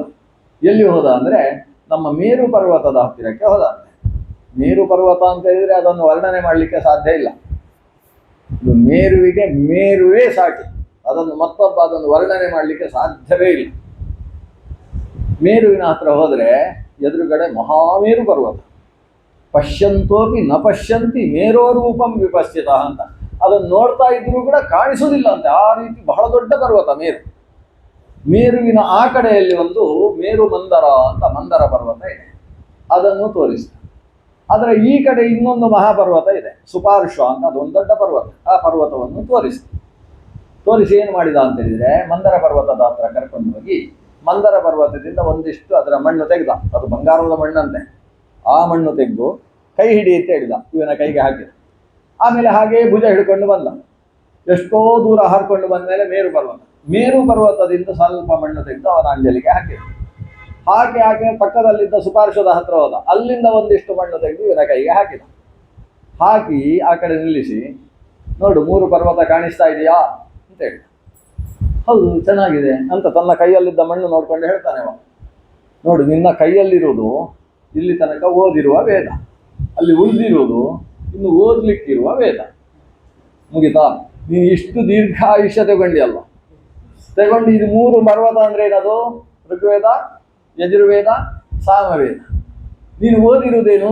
ಅಷ್ಟು ದೊಡ್ಡ ಪರ್ವತದಲ್ಲಿ ಹಿಡಿಮಣ್ಣಿನಷ್ಟು ನೀನು ಓದಿರುವುದು, ಇನ್ನು ಉಳಿದಿರುವುದಷ್ಟು. ಇದಿಷ್ಟು ಯಜುರ್ವೇದದಲ್ಲಿ ಕಥೆ ಬಂದು ಮುಂದಕ್ಕೆ ಹೇಳುವ ಏನು ಮಾತು ಬರುತ್ತು ಅಂತ, ಅನಂತ ವಿವೇದಾ, ವೇದಗಳು ಅನಂತ. ವೇದಗಳನ್ನು ನಾವು ಓದಿ ಮುಗಿಸುವುದಕ್ಕೆ ಸಾಧ್ಯ ಇಲ್ಲ. ಹಾಗಾದರೆ ಶಬ್ದ ರಾಶಿ ಅನ್ನುವುದು ಯಾವತೀ ಬ್ರಹ್ಮವಿಷ್ಠಿತಂ ತಾವತೀ ವಾಕ್. ಬ್ರಹ್ಮ ಅನ್ನುವುದು ಎಲ್ಲಿ ತನಕ ವ್ಯಾಪಿಸಿದೆ ಅಲ್ಲಿಯ ತನಕ ವ್ಯಾಪಿಸಿರ್ತಕ್ಕಂಥದ್ದು ವಾಕ್ ಸಾಮ್ರಾಜ್ಯ. ಮಾತು ಅನ್ನುವುದು ಅಷ್ಟು ವಿಶಾಲವಾದದ್ದು. ಅಷ್ಟು ವಿಶಾಲವಾದಂತಹ ಅಷ್ಟೂ ಮಾತು ಸೇರಿರುವ ಬೀಜ ಯಾವುದು? ಓಂಕಾರ. ಅದನ್ನು ಪ್ರಣವ ಅಂತ ಕರೆಯುವುದು. ಹಾಗಾದರೆ ಪ್ರಣವ ಮಂತ್ರ ಅಂತ ಹೇಳಿದರೆ ಅದರಲ್ಲಿ ಎಲ್ಲ ವಾಕ್ ಸೇರಿದೆ, ಅದಕ್ಕೋಸ್ಕರ ಅದೊಂದು ಬೀಜ ಮಂತ್ರ ಅಂತ ಕರೀತಾರೆ. ಎಲ್ಲಕ್ಕೂ ಬೀಜ ಪ್ರಣವ. ಪ್ರಣವದಲ್ಲಿ ಎಲ್ಲ ಸೇರಿದೆ, ಎಲ್ಲ ಮಡುಗಟ್ಟಿದೆ. ಮಡುಗಟ್ಟಿದಂತಹ ಪ್ರಣವದಿಂದ ಮತ್ತೆ ಅದು ಎಲ್ಲ ಹೊರಗೆ ಬರ್ತದೆ. ಮೂಲ ಬೀಜದಿಂದ ದೊಡ್ಡ ವೃಕ್ಷ ಹೊರಗೆ ಬರುವ ಹಾಗೆ ಈ ಬೀಜ ಮಂತ್ರದಿಂದ ಬೇರೆಲ್ಲ ವಾಕ್ಯಗಳು ಹೊರಗೆ ಬರ್ತವೆ, ಅಭಿವ್ಯಕ್ತವಾಗ್ತಾ ಹೋಗ್ತವೆ. ಇದನ್ನು ನಾವು ನಾಮಾತ್ಮಕ ಪ್ರಪಂಚದ ಸೃಷ್ಟಿ ಅಂತ ಕರೆಯುವುದು. ತಂತ್ರಸಾರ ಸಂಗ್ರಹದ ಆರಂಭದಲ್ಲಿ ಶ್ರೀಮನ್ ಮಧ್ವಾಚಾರ್ಯರು ಈ ನಾಮಾತ್ಮಕ ಪ್ರಪಂಚದ ಸೃಷ್ಟಿಯನ್ನು ವರ್ಣನೆ ಮಾಡ್ತಾರೆ. ದೇವರು ಬ್ರಹ್ಮದೇವರಿಗೆ ಹೇಳ್ತಾರಂತೆ, ನಾನು ಅಹಮೇಕಸ್ ಅಖಿಲ ಗುಣ ಅಹಮೇಕೋಖಿಲ ಗುಣ ವಾಚಕ ಪ್ರಣವೋ ಮಮ ಅಕಾರಾದ್ಯತಿ ಶಾಂತಾಂತಃ ಸೋಯಮಷ್ಟಾಕ್ಷರೋ ಮತಃ ಸವಿಶ್ವತೈಜಸ ಪ್ರಾಜ್ಞ ತುರೀಯಾತ್ಮ ಅಂತರಾತ್ಮನಾಂ ಪರಮಾತ್ಮ ಜ್ಞಾನಾತ್ಮಯುಜಾಂ ಮದ್ರೂಪಾಣಾಂಚ ವಾಚಕಃ. ದೇವರು ಹೇಳುವ ಮಾತಿದು. ನಾನು ಒಬ್ಬನೇ ಸಕಲ ಗುಣದಿಂದ ತುಂಬಿದವ. ವಾಚಕ ಪ್ರಣವೋ ಮಮ, ನನ್ನನ್ನು ಸಕಲ ಗುಣ ಪರಿಪೂರ್ಣ ಅಂತ ಕೊಂಡಾಡುವಂತಹ ಮಂತ್ರದ ಬೀಜಕ್ಕೆ ಪ್ರಣವ ಅಂತ ಹೆಸರು. ಆ ಓಂಕಾರವನ್ನು ಪ್ರಣವ ಅಂತಲೂ ಕರೀತಾರೆ, ತಾರ ಅಂತಲೂ ಕರೀತಾರೆ. ಪ್ರಣವ ಅಂತ ಯಾಕೆ ಕರೆಯುವುದು? ಪ್ರಣೌತಿ ಇತಿ ಪ್ರಣವ. ನನ್ನನ್ನು ಚೆನ್ನಾಗಿ ಸ್ತೋತ್ರ ಮಾಡ್ತದೆ. ನೂ ಸ್ತುತವು, ನೌತಿ ಅಂದರೆ ಸ್ತೋತ್ರ ಮಾಡುತ್ತೆ ಅಂತ ಅರ್ಥ. ನನ್ನನ್ನು ಚೆನ್ನಾಗಿ ಸ್ತುತಿಸುವುದರಿಂದ ಅದಕ್ಕೆ ಪ್ರಣವ ಅಂತ ಹೆಸರು. ತಾರ ಅಂತ ಯಾಕೆ ಕರೆಯುವುದು? ಯಾರು ಈ ಮಂತ್ರದಿಂದ ನನ್ನನ್ನು ಚೆನ್ನಾಗಿ ಸ್ತುತಿಸುತ್ತಾರೋ ಅವರನ್ನು ಈ ಸಂಸಾರ ಸಾಗರದಿಂದ ತರಣ ಮಾಡಿಸುವುದರಿಂದ ಅದಕ್ಕೆ ತಾರ ಅಂತ ಹೆಸರು.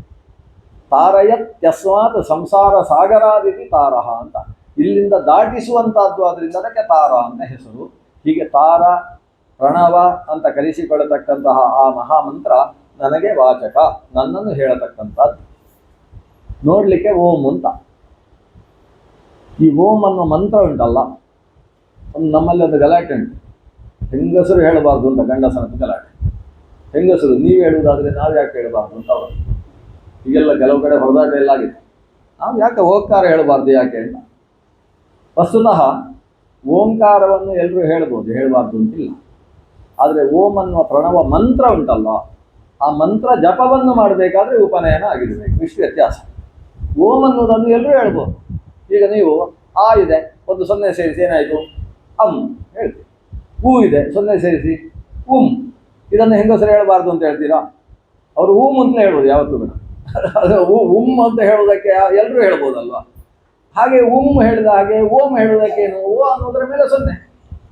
ಈಗ ಒಂಟೆ ಅಂತ ಹೇಳ್ತಾರೋ ಇಲ್ಲೋ, ಸ್ವಲ್ಪ ಹೇಳ್ದು ಓಂಟೆ ಅಂತ ಹೇಳ್ಬಾರ್ದಾ? ಓಂಟೆ ಅಂತ ಓಂ ಅನ್ನೋದನ್ನು ಎಲ್ಲರೂ ಹೇಳ್ಬೋದು, ಅದರಲ್ಲಿ ಏನು ಬಾಧಕ ಇಲ್ಲ. ಸಂಸ್ಕೃತದಲ್ಲಿ ಓಂ ಅನ್ನೋದಕ್ಕೆ ಏನು ಅರ್ಥ ಇರುತ್ತೋ ಆಗಬಹುದು ಅಂತ. ಇದನ್ನು ಹೆಂಗಸರು ಹೇಳಬಾರ್ದು ಅಂತ ಎಲ್ಲಿಯಾದರೂ ಗಂಡಸರು ಹೇಳಿದರೆ ಬದುಕುವುದೇ ಕಷ್ಟ ಉಂಟು. ಯಾಕಂದ್ರೆ ನಾವು ಏನು ಹೇಳಿದ್ರು ಅವರು ಓಹೋ ಅಂತ ಹೇಳಿದರೆ ಅದು ಏನು ಮಾಡೋದು? ಕೊನೆಗೆ ಓಂ ಅಂತ ಹೇಳಬೇಕಲ್ಲ. ಸಂಸ್ಕೃತದಲ್ಲಿ ಓಮಿತ್ಯಂಗ ಅಂಗೀಕಾರಾರ್ಥಂ ಅವ್ಯಯಂ, ಅದೊಂದು ಅವ್ಯಯ. ಓಂ ಅನ್ನೋದೊಂದು ಅವ್ಯಯ, ಅದಕ್ಕೆ ಅಂಗೀಕಾರ, ಒಪ್ತೇನೆ ಅಂತ ಅರ್ಥ. ಈಗ ನಮ್ಮ ಗುರುರಾಜ್ ಅವರು ಹೇಳಿದ್ರು, ಬಂದು 3 ದಿವಸ ಉಪನ್ಯಾಸ ಮಾಡಬೇಕಾದ್ರೆ ನಾನೇನು ಹೇಳಿದೆ ಅಂತ? ಓಂ ಅಂತ ಹೇಳಿದೆ. ಓಂ ಅಂದ್ರೆ ಆಗಬಹುದು, ಓಕೆ ಅಂತ ಅರ್ಥ. ಸಂಸ್ಕೃತದ ಓಮಿಂದ ಓಕೆ ಹುಟ್ಟಿದ್ದು. ಓ ಅನ್ನೋದು ಅದು. ಓಂ ಅಂದ್ರೆ ಆಗಬಹುದು, ಅದು ಅಂಗೀಕಾರಾರ್ಥದಲ್ಲಿರ್ತಕ್ಕಂಥ ಅವ್ಯಯ. ಇದನ್ನು ಎಲ್ಲರೂ ಹೇಳ್ಬೋದು. ಗಂಡಸರು ಮಾತ್ರ ಹೇಳುವುದು, ಹೆಂಗಸರು ಹೇಳಲಿಕ್ಕಿಲ್ಲ, ಯಾವ ವಿಧಾನವೂ ಇಲ್ಲ. ಓಂಕಾರವನ್ನು ಎಲ್ಲರೂ ಹೇಳ್ಬೋದು. ಮತ್ತೆ ಯಾವುದನ್ನು ಹೇಳುವ ಹಾಗಿಲ್ಲ. ಓಂಕಾರ ಮಂತ್ರದ ಜಪ ಮಾಡಬೇಕಾದ್ರೆ ಉಪನಯನ ಆಗಿರ್ಬೇಕು, ಇಷ್ಟೇ. ಮಂತ್ರ ಜಪ ಅಂದ್ರೆ ಅದಕ್ಕೆ ಋಷಿ, ಛಂದಸ್ಸು, ನ್ಯಾಸ ಎಲ್ಲ ಮಾಡಿಕೊಂಡು ಆಮೇಲೆ ಓಂಕಾರ ಮಂತ್ರದ ಜಪ ಇದೆ. ಆ ಜಪಾನುಷ್ಠಾನ ಅದು ವಿಶೇಷವಾಗಿ ಸನ್ಯಾಸಿಗಳು ಮಾಡಬೇಕಾದದ್ದು ಪ್ರಣವ ಮಂತ್ರ ಜಪ. ಗೃಹಸ್ಥರು ಮಾಡುವುದಾದ್ರೆ 10ಕ್ಕಿಂತ ಹೆಚ್ಚು ಪ್ರಣವ ಮಂತ್ರ ಜಪವನ್ನು ಮಾಡುವ ಹಾಗಿಲ್ಲ, ಅವರು ಗಾಯತ್ರಿ ಮಂತ್ರವನ್ನು ಜಪಿಸಬೇಕು. ಇದೆಲ್ಲ ಶಾಸ್ತ್ರದ ವಿಧಾನಗಳಿರುವಂತಹದ್ದು. ಓಂ ಅನ್ನುವುದು ಭಗವಂತನಿಗೆ ವಾಚಕ.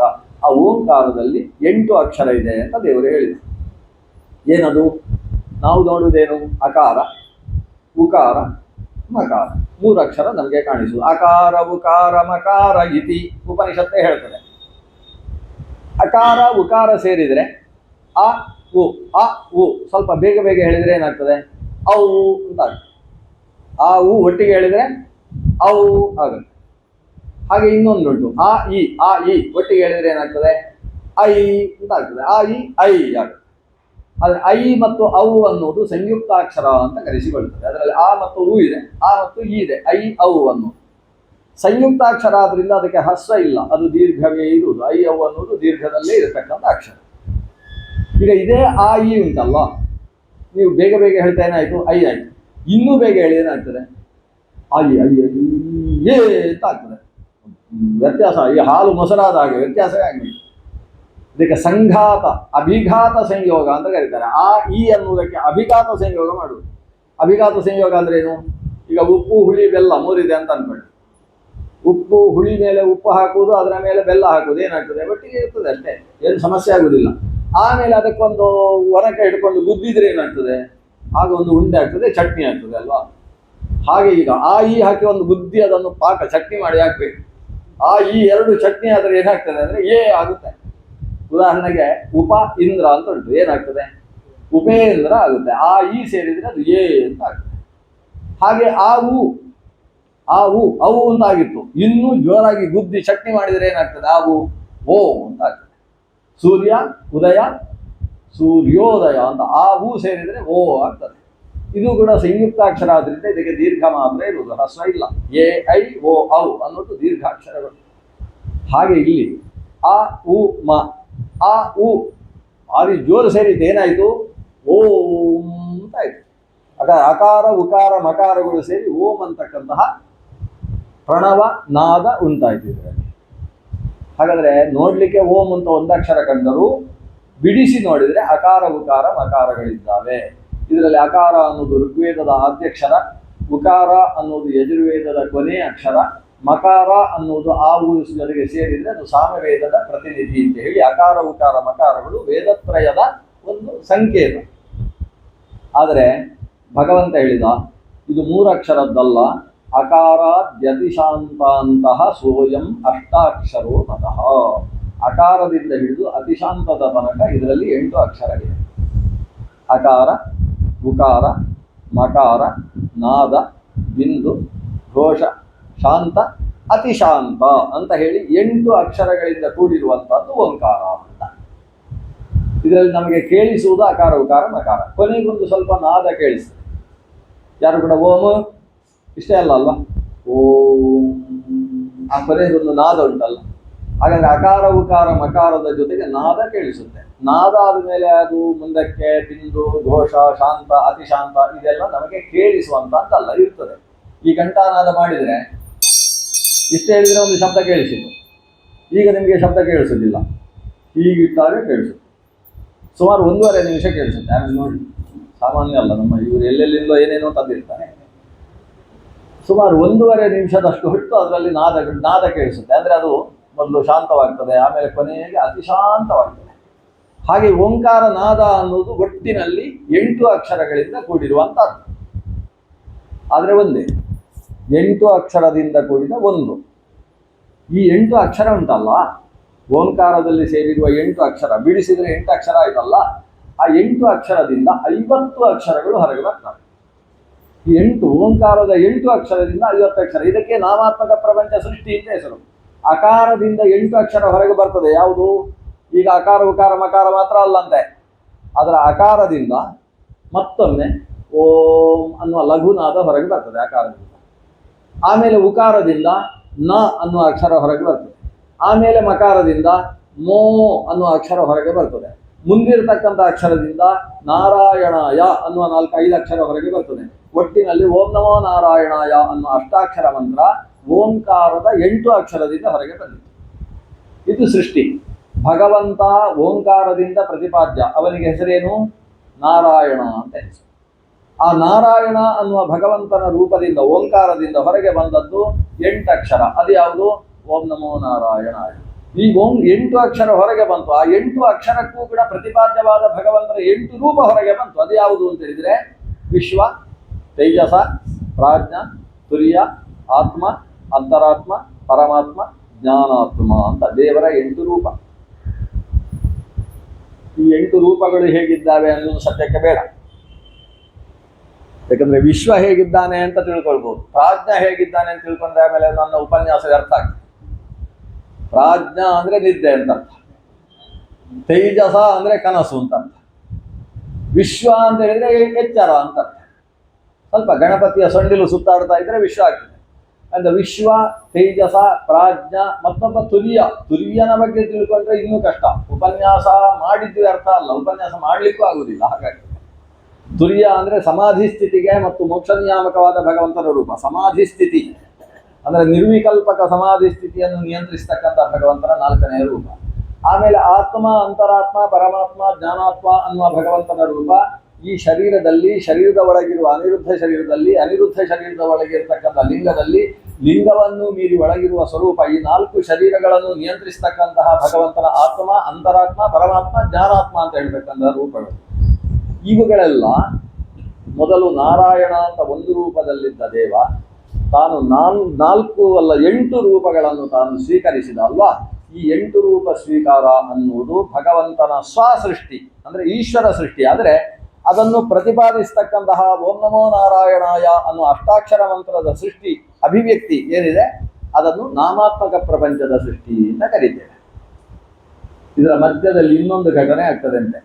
ಅದು ಏನು ಅಂದ್ರೆ, ಈ ಓಂಕಾರದ 8 ಅಕ್ಷರದಲ್ಲಿ ಮೊದಲ 4 ಅಕ್ಷರ ಮಾತ್ರ ನಮಗೆ ಕೇಳಿಸುವುದು. ಅಕಾರ ಉಕಾರ ಮಕಾರ ನಾದ. ಈ ಕೇಳಿಸುವ 4ರಿಂದ 4 ಹುಟ್ಟಿದಂತೆ. ಯಾವುದದು? ಭೂಹು, ಭುವಃ, ಸುವಃ, ಭೂರ್ಭುವ ಸ್ವಹ ಅಂತ ನೋಡಿ. ಭೂಹು ಭುವಃ ಸ್ವಹ ಭೂರ್ಭುವ ಸ್ವಹ, ಇದಕ್ಕೆ 4 ವ್ಯಾಹೃತಿಗಳು ಅಂತ ಹೆಸರು. ಮೊದಲನೇದ್ದು 3 ವ್ಯಸ್ತ ವ್ಯಾಹೃತಿ, ಕೊನೆಯದೊಂದು ಸಮಸ್ತ ವ್ಯಾಹೃತಿ. ಹೀಗೆ ವ್ಯಸ್ತ ಸಮಸ್ತ ವ್ಯಾಹೃತಿ ಅಂತ ಹೇಳುವ ಮಂತ್ರ ಈ ಅಕಾರ ಉಕಾರ ಮಕಾರ ನಾದ ಅಂತ ಹೇಳುವ ಓಂಕಾರದ ಮೊದಲ 4 ಅಕ್ಷರದಿಂದ ಅಭಿವ್ಯಕ್ತವಾಯಿತು. ಹುಟ್ಟಿದ್ದು ಅಂತ ಶಬ್ದ ನಾನು ಬಳಸ್ತಾ ಇಲ್ಲ, ಅಭಿವ್ಯಕ್ತವಾಗುವುದು. ಅಭಿವ್ಯಕ್ತವಾಗುವುದು ಅಂದರೆ ಮೊದಲು ಇದ್ದದ್ದೇ ಕಾಣಿಸುವುದು, ಕೇಳಿಸುವುದು, ಹಾಗೆ ಅಭಿವ್ಯಕ್ತಿ ಉಂಟಾಯಿತು. ಈ ಮಂತ್ರಕ್ಕೆ ವ್ಯಾಹೃತಿ ಮಂತ್ರ ಅಂತ ಹೆಸರು. ಹೀಗೆ ಮೊದಲು ಪ್ರಣವ, ಪ್ರಣವದಿಂದ 4 ಅಕ್ಷರದಿಂದ ವ್ಯಾಹೃತಿ. ಈ ವ್ಯಾಹೃತಿಯಿಂದ ಪ್ರತಿಪಾದ್ಯವಾಗುವ ಭಗವಂತನ 4 ರೂಪ: ವಾಸುದೇವ, ಸಂಕರ್ಷಣ, ಪ್ರದ್ಯುಮ್ನ, ಅನಿರುದ್ಧ. ಓಂ ಭೂ ಸ್ವಾಹ ಅಗ್ನಯೇಶಿ ಅನಿರುದ್ಧಾಯ ಇದನ್ನು. ಭೂಹ ಅಂದರೆ ಅನಿರುದ್ಧ, ಭುವ ಸ್ವಾಹ ಸೂರ್ಯಾಯಶ್ರೀ ಸಂಕರ್ಷಣ ಅಂದರೆ ಸಂಕರ್ಷಣ, ಅನಿರುದ್ಧ ಸಂಕರ್ಷಣ ಆಯಿತು. ಸ್ವಸ್ವಾಹ ಓಂ ಭುವ ಸ್ವಾಹ ವಾಯವೇಶಿ ಪ್ರದ್ಯುಮ್ನಾಯ ಪ್ರದ್ಯುಮ್ನ, ಸ್ವಸ್ವಾಹ ಸೂರ್ಯಾಯುಷಿ ಸಂಕರ್ಷಣಾಯ. ಓಂ ಭೂರ್ಭುವ ಸ್ವಸ್ವಾಹ ಪ್ರಜಾಪತಯೇಶಿ ವಾಸುದೇವಾಯ. ಹೀಗೆ ವಾಸುದೇವ, ಸಂಕರ್ಷಣ, ಪ್ರದ್ಯುಮ್ನ, ಅನಿರುದ್ಧ ಅನ್ನುವ ಭಗವಂತನ 4 ರೂಪಗಳು ಈ ಪ್ರಣವ ಪ್ರತಿಪಾದ್ಯವಾದ ನಾರಾಯಣ ಅನ್ನುವ ರೂಪದಿಂದ ಹೊರಗೆ ಬಂತು. ಹೀಗೆ ನಾರಾಯಣ ರೂಪದಿಂದ ಭಗವಂತನ 4 ರೂಪ ಅನ್ನೋದು ಹೊರಗೆ ಬಂತು. ಈ ವಿಷಯವನ್ನು ತಾತ್ಪರ್ಯ ನಿರ್ಣಯದ ಆರಂಭದಲ್ಲಿ ಆಚಾರ್ಯರು ಹೇಳ್ತಾರೆ. ಭಗವಂತನ ನಾರಾಯಣ ರೂಪದಿಂದ ವಾಸುದೇವ ರೂಪ ಬಂತು, ಸಂಕರ್ಷಣ ರೂಪ ಬಂತು. ವಾಸುದೇವ ರೂಪ ಯಾಕೆ ಬಂತು? ಮೋಕ್ಷಗೊಳ್ಳಿಕ್ಕೆ ಅಂತ. ನಾರಾಯಣ ರೂಪ ಹೇಗಿದೆ? ಅದು ಪ್ರಳಯ ಕಾಲದಲ್ಲೂ ಇದೆ. ಅದಕ್ಕೆ ನಾರಾಯಣ ಅಂತ ಯಾಕೆ ಹೆಸರು? ನೀರನ್ನೆಲ್ಲ ಹಾಕಿಕೊಂಡು ಕೂತಿದೆ ನೀರಾಯಣ. ಆಪೋ ನಾರಾ ಇತಿ ಪ್ರೋಕ್ತಾಹ. ನಾರ ಅಂದರೆ ನೀರ ಅಂತ ಅರ್ಥ, ನೀರು. ಆಪಹ ನಾರಾಹ ಇತಿ ಪ್ರೋಕ್ತಾಹ, ನೀರಿಗೆ ನಾರ ಅಂತ ಹೆಸರು. ಅದರಲ್ಲಿ ಅಯನಂ ತಸ್ಯ ತಾಃ ಸರ್ವಾಹ ತಸ್ಮಾತ್ ನಾರಾಯಣ ಸ್ಮೃತಃ. ಆ ನೀರೆಲ್ಲವೂ ಕೂಡ ಆ ಭಗವಂತನಿಗೆ ಆಶ್ರಯ, ಅಂದರೆ ನೀರಿನಲ್ಲಿ ಮಲಗಿದ್ದಾನೆ, ಅದರಿಂದ ಭಗವಂತನಿಗೆ ನಾರಾಯಣ ಅಂತ ಹೆಸರಂತೆ. ಅಂದರೆ ಪ್ರಳಯ ಕಾಲದಲ್ಲಿ ಸಮಸ್ತ ಪ್ರಕೃತಿಯನ್ನು ಕೂಡ ನೀರಿನ ರೂಪದಲ್ಲಿ ರಾಶಿ ಹಾಕಿಕೊಂಡು ಆ ಪ್ರಳಯ ಸಾಗರದಲ್ಲಿ ಆಲದ ಎಲೆ ಅನಿಸಿದಂತಹ ಲಕ್ಷ್ಮೀ ಸ್ವರೂಪದಲ್ಲಿ ಪ್ರಕೃತಿಯಲ್ಲಿ ತಾನು ಮಲಗಿರುವ ರೂಪ ಏನಿದೆ ಅದಕ್ಕೆ ನಾರಾಯಣ ರೂಪ ಅಂತ ಹೆಸರು. ಅವ ಎಲ್ಲವನ್ನೂ ಹೊಟ್ಟೆಯಲ್ಲಿ ಹಾಕೊಂಡಿದ್ದಾನೆ. ಎಲ್ಲ ಅಂದರೆ ನಾವು ನೀವು ಎಲ್ಲ ದೇವರ ಹೊಟ್ಟೆಯಲ್ಲೇ ಬಂದವರು. ಆ ಪ್ರಳಯ ಕಾಲದಲ್ಲಿ ದೇವರ ಹೊಟ್ಟೆಯಲ್ಲಿ ಯಾರ್ಯಾರಿದ್ದಾರೆ? ಆ ಪ್ರಳಯದ ಹೊತ್ತಿಗೆ ಯಾರೆಲ್ಲ ಮೋಕ್ಷವನ್ನು ಹೊಂದಬೇಕೋ, ಸಾಧನೆ ಮುಗಿದಿದೆಯೋ, ಅಪರೋಕ್ಷ ಜ್ಞಾನವಾಗಿ ಪ್ರಾರಬ್ಧ ತೀರಿ ಹೋಗಿದೆಯೋ ಅಂಥವರೆಲ್ಲ ಹೊಟ್ಟೆಯಲ್ಲಿದ್ದಾರೆ. ಅವರಿಗೆ ಒಂದು ಕಂಪಾರ್ಟ್ಮೆಂಟ್ ಹೊಟ್ಟೆಯಲ್ಲಿ, ದೇವರ ಹೊಟ್ಟೆಯಲ್ಲಿ ಸಿಕ್ಕಾಪಟ್ಟೆ ಕಂಪಾರ್ಟ್ಮೆಂಟ್ ಇದೆ. ಒಂದು ಈ ಕಲ್ಪಾಂತ್ಯದಲ್ಲಿ ಮೋಕ್ಷವನ್ನು ಹೊಂದಬೇಕಾದವರ ಅಂದರೆ ಮುಕ್ತರ, ಅವರ ಲಿಂಗದೇಹ ಎಲ್ಲ ಇದು ಹೋಗಿಬಿಟ್ಟಿದೆ ಅಂಥವರು ಸ್ವರೂಪಾನಂದ ಆವಿರ್ಭಾವ ಆಗಿರ್ತಕ್ಕಂಥ ಒಂದು ಗುಂಪು. ಇನ್ನೊಂದು ಅವರು ಇನ್ನೂ ಸಂಸಾರದಲ್ಲಿದ್ದಾರೆ, ನಿತ್ಯ ಸಂಸಾರಿಗಳು ಅಂತ ಹೇಳ್ತೇವಲ್ಲ. ಈ ಕಲ್ಪದಲ್ಲಿ ಅವರಿಗೆ ಮುಕ್ತಿ ಆಗಲಿಲ್ಲ, ಮುಂದಕ್ಕೂ ಅವರಿಗೆ ಸೃಷ್ಟಿ ಬೇಕಾಗಿದೆ, ಅಂಥವರು ಅವರದೊಂದು ಭಾಗ. ಇನ್ನು ಕೆಲವರಿಗೆ ಅವರ ಸಾಧನೆ ಮುಗಿದಿದೆ, ಆದರೆ ತಮಸ್ಸಿನಲ್ಲಿ ಹೋಗಿ ಬಿಡಬೇಕು, ಅಂತಹ ದುಷ್ಟಚೇತನಗಳಿಗೆ ಸಂಬಂಧಪಟ್ಟಂತಹ ಭಾಗ ಮತ್ತೊಂದು. ಹೀಗೆಲ್ಲ ದೇವರ ಹೊಟ್ಟೆಯಲ್ಲಿ ಇದೆಲ್ಲ ಉಂಟು. ಜೊತೆಗೆ ಅದರಲ್ಲಿ ರುಜುಯೋಗಿಗಳ ಒಂದು ರಾಶಿ ಉಂಟು. ಇನ್ನು ಶೇಷ ಸ್ಥಾನದಲ್ಲಿ ಬಂದಿರತಕ್ಕಂಥವರ ರಾಶಿ, ಎಲ್ಲರನ್ನು ಹೊಟ್ಟೆಯಲ್ಲಿ ಹಾಕೊಂಡಿದ್ದಾನೆ.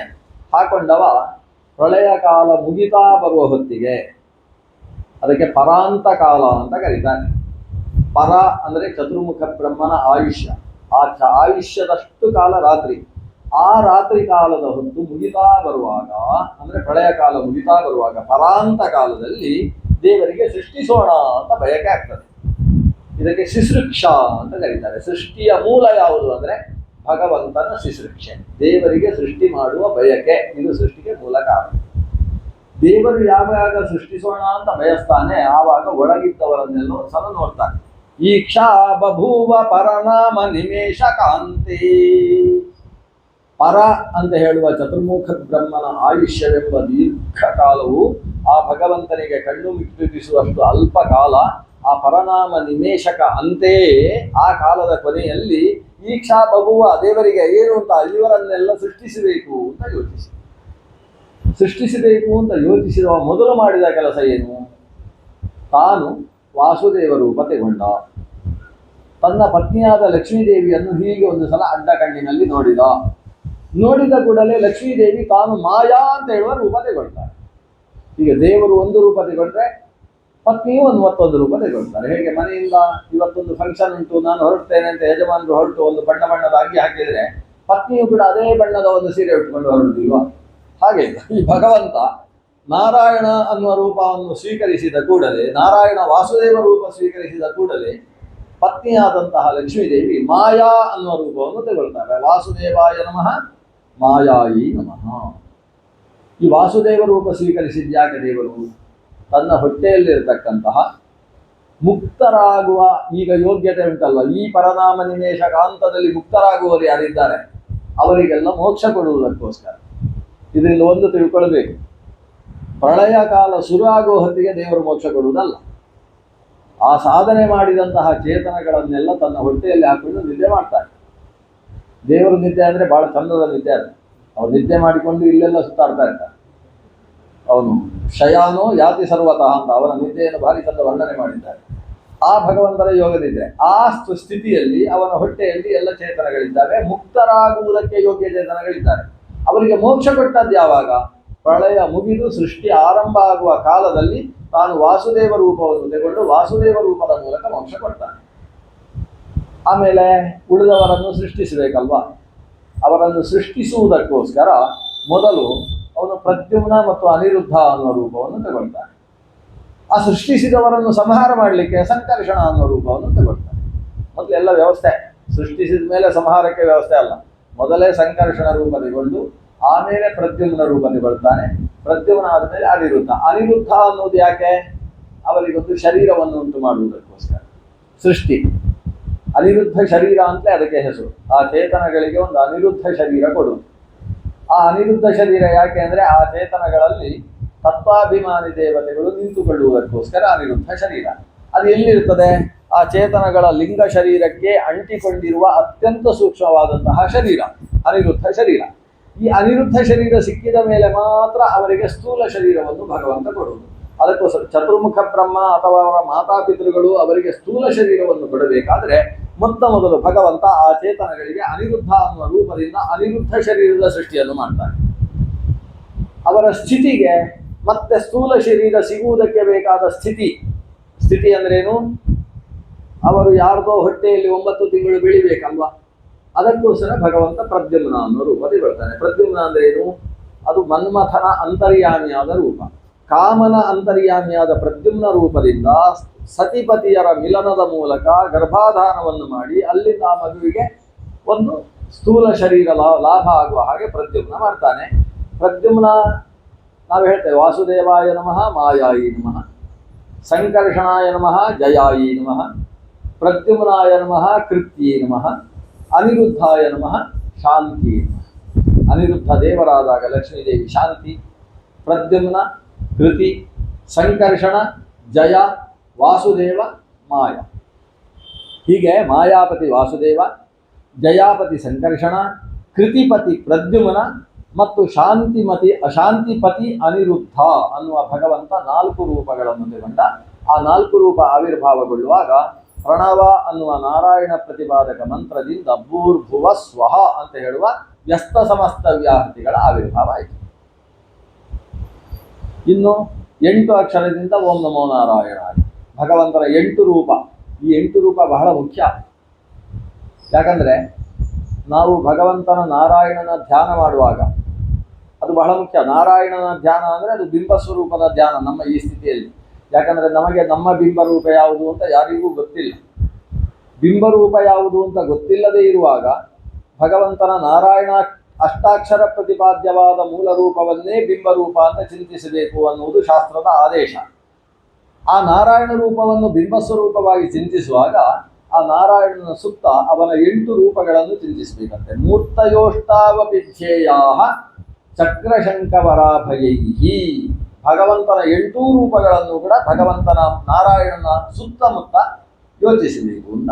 ಆ 8 ರೂಪಗಳೇ ಆ ಪ್ರಣವದ 8 ಅಕ್ಷರದಿಂದ ಪ್ರತಿಪಾದ್ಯವಾದ ವಿಶ್ವಾದಿ ಪರಮಾತ್ಮ ಅಂತ ಜ್ಞಾನಾತ್ಮಕದ ತನಕ ಇರುವ 8 ರೂಪಗಳು. ಇನ್ನೂ ಗಮನಿಸಿ, ಆಚಾರ್ಯರು ಮುಂದಿನ ಮೆಟ್ಲಲ್ಲಿ ಸೃಷ್ಟಿ ನಾಮಾತ್ಮಕ ಪ್ರಪಂಚ ಹೇಗೆ ಸೃಷ್ಟಿಯಾಯಿತು ಮೂಲ ಪ್ರಣವ.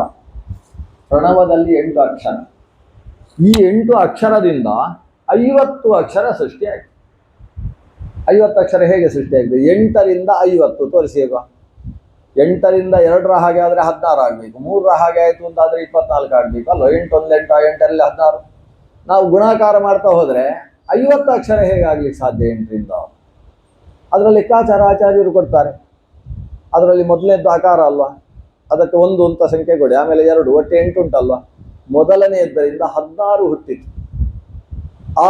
ಅದರಿಂದ 16 ಹುಟ್ಟಿತು. 1 2 3 4 ಅಲ್ಲ, 1ರಿಂದ 16, 2ರಿಂದ 5, 3ರಿಂದ 5, 4ರಿಂದ 5, 5ರಿಂದ 5, 6ರಿಂದ 5, 5 5 5 5 5 5 ಸಲ 5 ಹೇಳಬೇಕು.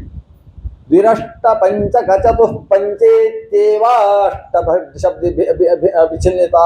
8ರಿಂದ ಹೇಗೆ ಸೃಷ್ಟಿಸಿದ್ದು ಅಂದರೆ ಮೊದಲು 16, ಆಮೇಲೆ 5 5 5 5, ಮತ್ತೆ 2 ಉಳಿತಲ್ವಾ. 2ರಲ್ಲಿ 1ರಿಂದ 4, 1ರಿಂದ 6 ಹೋಗಿ, 1ರಿಂದ 4, 1ರಿಂದ 5, ಚತುಹು ಪಂಚ ಅಲ್ಲ, ಚತುಹು ಷಟ್ ಅಲ್ಲ, 5 4 ಮತ್ತು 5 ಹೀಗೆ ಸೃಷ್ಟಿಯಾದಾಗ ಒಟ್ಟು ಏನಾಯಿತು? 50 ಆಯಿತು. ಮೊದಲು 16,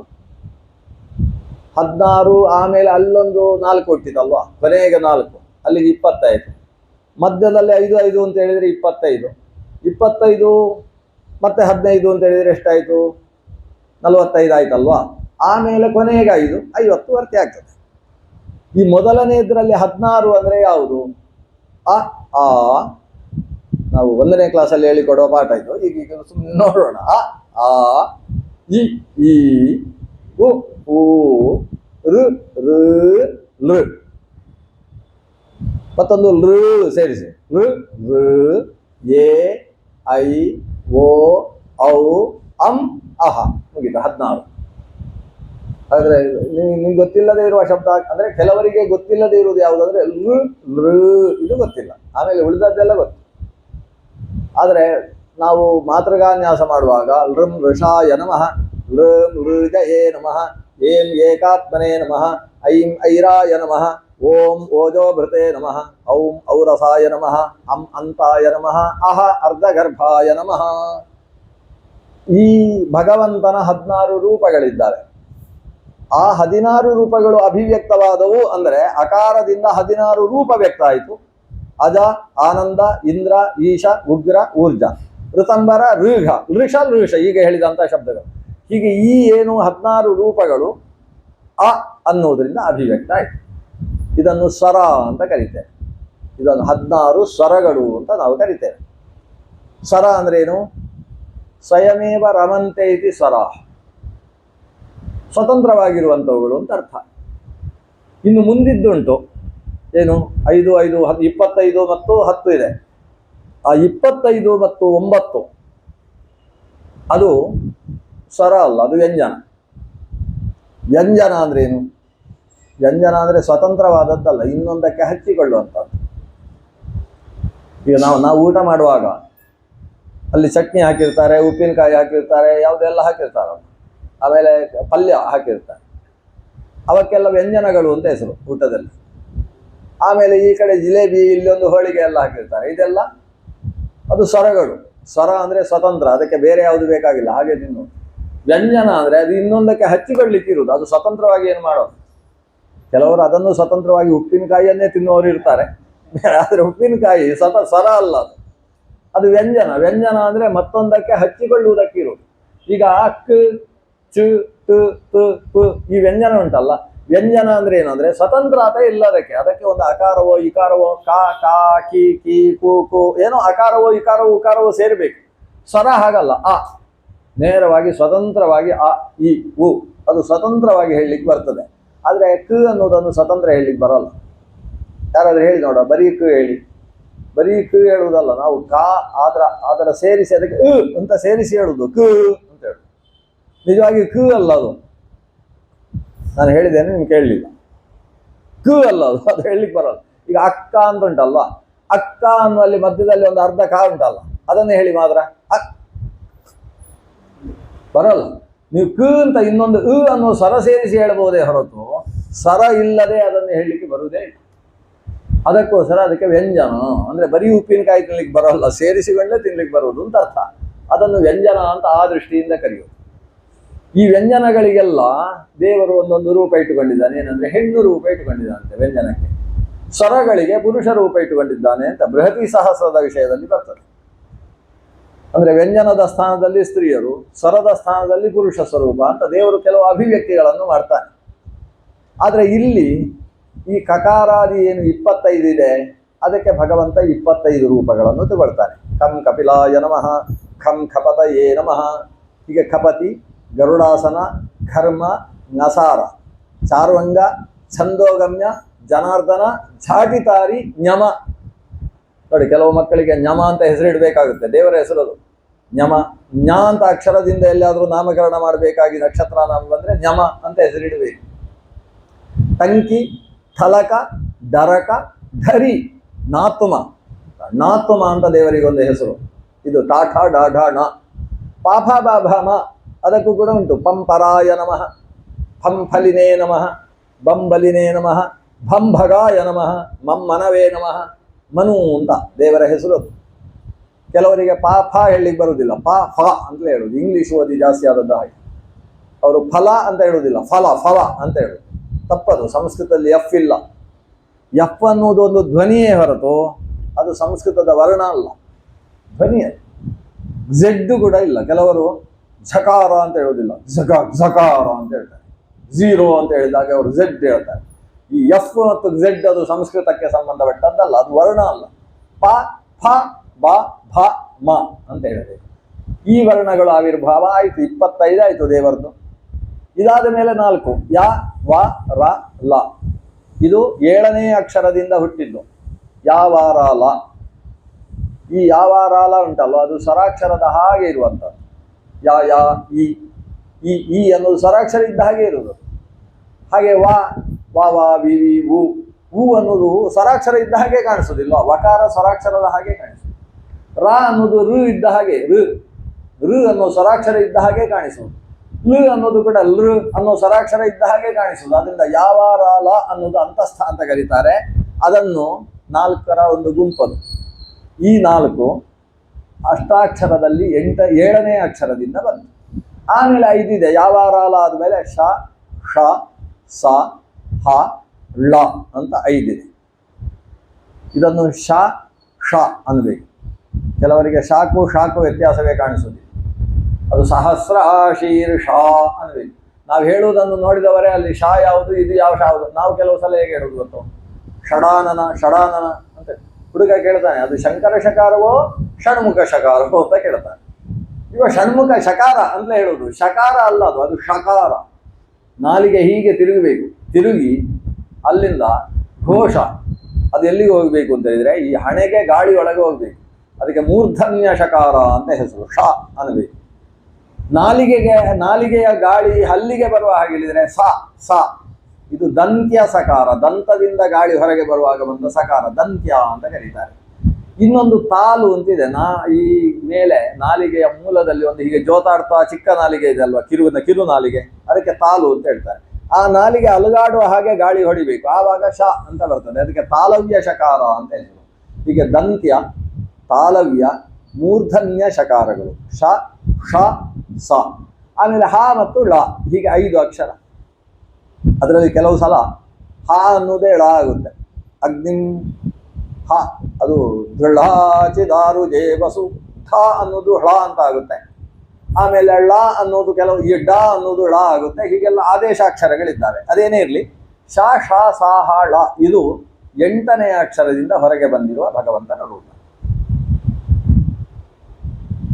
ರಂ ರಾಮಾಯ ನಮಃ, ಲಂ ಲಕ್ಷ್ಮೀಪತಯೇ ನಮಃ, ವಂ ವರಾಯ ನಮಃ, ಯಂ ಯಮಾಯ ನಮಃ. ಭಗವಂತನಿಗೆ ಯಮ ಅಂತಲೇ ಹೆಸರಿದೆ.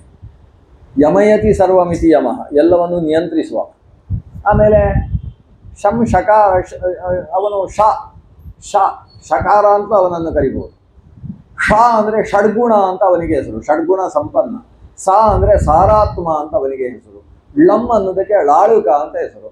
ಮತ್ತೆ ಒಂದು ಹ ಅಂದರೆ ಹಂಸಾಯ ನಮಃ, ಹಂಸ ಅನ್ನೋದು ಭಗವಂತನ ಹೆಸರು. ಹೀಗೆ ಭಗವಂತನ 50 ರೂಪಗಳು ಜೊತೆಗೆ ಓಂಕಾರದ 8 ಅಕ್ಷರದಿಂದ 50 ಅಕ್ಷರಗಳು ಆವಿರ್ಭೂತವಾದವು.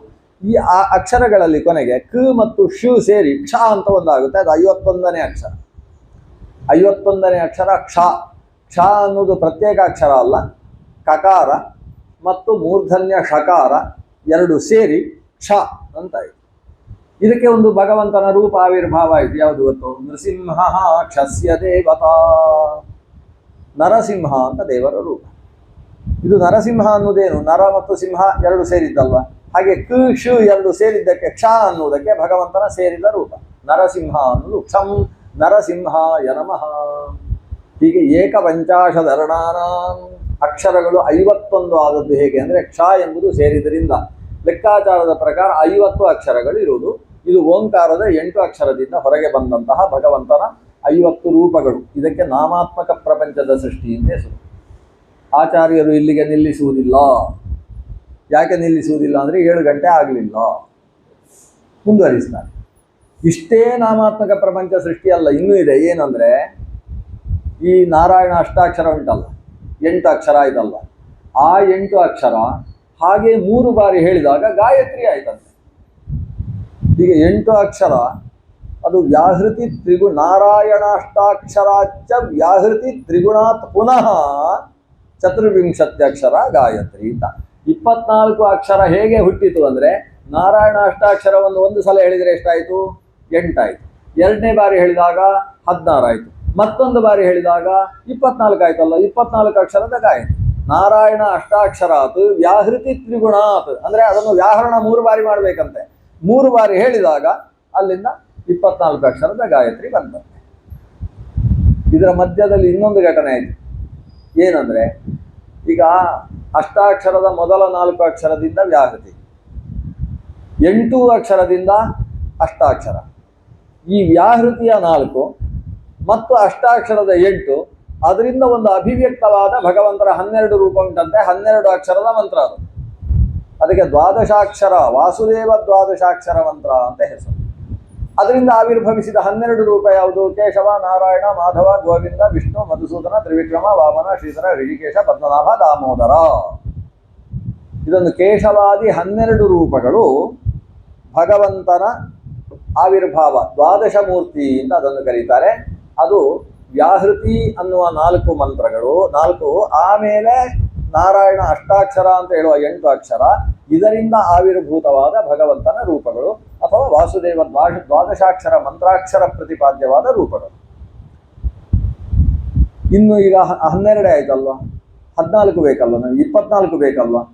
ಅದಕ್ಕೆ ಅದರಿಂದ ಮತ್ತೆ ಹುಟ್ಟಿರುವಂಥದ್ದು ನಮ್ಮ ಗಾಯತ್ರಿ ಮಂತ್ರ. ಗಾಯತ್ರಿ ಮಂತ್ರದ ಆವಿರ್ಭಾವ 3 ರೀತಿಯಲ್ಲಿ ಆಗ್ತದೆ ಅಂತ ತಂತ್ರಸಾರ ಸಂಗ್ರಹ ಹೇಳ್ತದೆ. ನಮಗೆ ಅಷ್ಟೆಲ್ಲ ವಿವರ ಬೇಡ. ಇಲ್ಲಿ ನಾರಾಯಣ ಅಷ್ಟಾಕ್ಷರವು 3 ಬಾರಿ ಆದಾಗ ಗಾಯತ್ರಿ ಆಯಿತು ಅನ್ನೋದು ಸಾಕು ನಮಗೆ. ಇನ್ನು ವ್ಯಾಹೃತಿ ತ್ರಿಗುಣ ಅಂತಂದರೆ ವ್ಯಾಹೃತಿಯನ್ನು 3 ಬಾರಿ ಹೇಳಬೇಕು, ಅಷ್ಟಾಕ್ಷರ 1 ಬಾರಿ ಹೇಳಬೇಕು, ಹೀಗೆಲ್ಲ ಅದಕ್ಕೆ ಬೇರೆ ಬೇರೆ ಅರ್ಥ ಇದೆ. ಅದು ಬೇಡ ನಮಗೆ. ನಮಗೆ ನಾರಾಯಣ ಅಷ್ಟಾಕ್ಷರ 3 ಬಾರಿ ಆದಾಗ 24 ಅಕ್ಷರದ ಗಾಯತ್ರಿ ಅಂದರೆ ಏನು?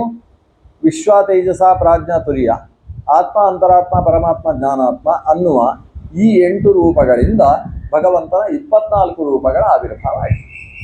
ಒಂದೊಂದು ರೂಪದಿಂದ 3 ರೂಪಗಳ ಆವಿರ್ಭಾವ ಅಂತ ಲೆಕ್ಕಾಚಾರ. ಅದು 24 ರೂಪ ಯಾವುದು? ಕೇಶವದಿಂದ ಶುರು ಮಾಡಿ ಶ್ರೀಕೃಷ್ಣ ಅನ್ನುವ ರೂಪದ ತನಕ ಕೇಶವನಾಮ ಹಾಡ್ತಿರಲ್ಲ, ಆ ಕೇಶವನಾಮ ಅಂದರೆ 24 ಚತುರ್ವಿಂಶತಿ ರೂಪಗಳು. ಮಂತ್ರದ ಅಕ್ಷರ ತತ್ ಸವಿತು ವರೆಣ್ಯಂ ಅದು 24 ಅಕ್ಷರ. ಆದರೆ ಸ್ವಲ್ಪ ಸಮಸ್ಯೆ ಇದೆ. ಅದರಲ್ಲಿ ಗಾಯತ್ರಿ ಮಂತ್ರದಲ್ಲಿ 24 ಅಕ್ಷರ ಇಲ್ಲ, 1 ಅಕ್ಷರ ಕಡಿಮೆ. ನಮಗೆ ಗಾಯತ್ರಿ ಉಪದೇಶ ಕೊಡುವಾಗ ಚತುರ್ವಿಂಶತ್ಯಕ್ಷರ ತ್ರಿಪದ ಷಟ್ಪುಕ್ಷಿ ಪಂಚಶೀರ್ಷೋಪನಯನೇ ವಿನಿಯೋಗ ಓಂಭೂ ಅಂತ ಉಪದೇಶ ಕೊಡುವಾಗ ಏನು ಹೇಳಿದರು? 24 ಅಕ್ಷರ ಇದೆ, ತ್ರಿಪದ 3 ಪಾದ ಇದೆ, ಷಡ್ಕುಕ್ಷಿ 4 ವೇದಾಂಗಗಳ 6 ವೇದಾಂಗಗಳಿಂದ ಅರ್ಥ ಮಾಡಿಕೊಳ್ಬೇಕಾದ್ದಿದು ಅಂತ ಅದರ ವಿವರಣೆಯನ್ನು ಕೊಟ್ಟು. ಆದರೆ ನೋಡಿದರೆ ಅದರಲ್ಲಿ 23 ಅಕ್ಷರ ಇರುವುದು. ಯಾಕಂದರೆ ತತ್ಸವಿತೃ ವರೆಣ್ಯಂ ಅನ್ನುವಾಗ ವರೆಣ್ಯಂ 7 ಅಕ್ಷರ ಆಗ್ತದೆ. 7 ಅಕ್ಷರ ಅಂದರೆ 7, 8, 8 ಅಂದರೆ 23 ಅಕ್ಷರ ಆಗ್ತದೆ. 28, 24 ಆಗುವುದಿಲ್ಲ ಅಲ್ವಾ? ಅದಕ್ಕೋಸ್ಕರ ನಾವೇನು ಮಾಡಬೇಕು? ವರೆಣ್ಯಂ ಅನ್ನೋದನ್ನು ವರೇಣಿಯಂ ಅಂತ ಬಿಡಿಸಿಕೊಳ್ಬೇಕು. ವರೆಣ್ಯಂ ವಿರಲಂ ಪ್ರೋಕ್ತಂ ವರೇಣ್ಯಂ ಅನ್ನೋದನ್ನು ವಿರಳವಾಗಿ ಹೇಳಬೇಕು. ಹೇಗೆ? ತ್ರಿಯಂಬಕಂ ಯಜಾಮಹೆ ಅನ್ಬೇಕು, ತ್ರ್ಯಂಬಕಂ ಯಜಾಮಹೆ ಅಲ್ಲ. ತ್ರ್ಯಂಬಕಂ ಯಜಾಮಹೆ ಹೇಳಿದ್ರೆ ಒಂದು ಅಕ್ಷರ ಕಡಿಮೆ ಆಗ್ತದೆ. ಅದಕ್ಕೆ ತ್ರಿಯಂಬಕಂ ಯಜಾಮಹೆ ಅಂತ ಹೇಗೆ ವಿರಳವಾಗಿ ಹೇಳ್ತೇವೋ ಹಾಗೆಯೇ ತತ್ಸವಿತುರು ವರೇಣ್ಯಂ ಅಂತ ಬಿಡಿಸಿ ಹೇಳು. ಆವಾಗ 24 ಅಕ್ಷರ ಆಗ್ತದೆ. ಅಲ್ಲ, ಅದು ವರೇಣ್ಯಂ ಅಂತ ಬಿಡಿಸಿ ಹೇಳಬೇಕು. ಇರುವುದು ಹೇಗೆ? ಇರುವುದು ವರೇಣ್ಯಂ. ವರೇಣ್ಯ ಅಂದರೆ ಶ್ರೇಷ್ಠ, ಹೇಳುವುದು ವರೇಣ್ಯಂ ಅಲ್ಲ. ಇರುವುದು ಹಾಗೆ, ಹೇಳುವುದು ಹೀಗೆ, ಯಾಕೆ ಹಾಗಾಯಿತು ಅಂತ ಒಂದು ಸಮಸ್ಯೆ. ಅದಕ್ಕೆ ಆಚಾರ್ಯರು ಹೇಳಿದರು, ಅದಕ್ಕೆ ಅಕ್ಷರಕ್ಕೆ ರೂಪ ಯಾವುದು ಅಂತ ನೋಡು. ಯಾವುದು ರೂಪ?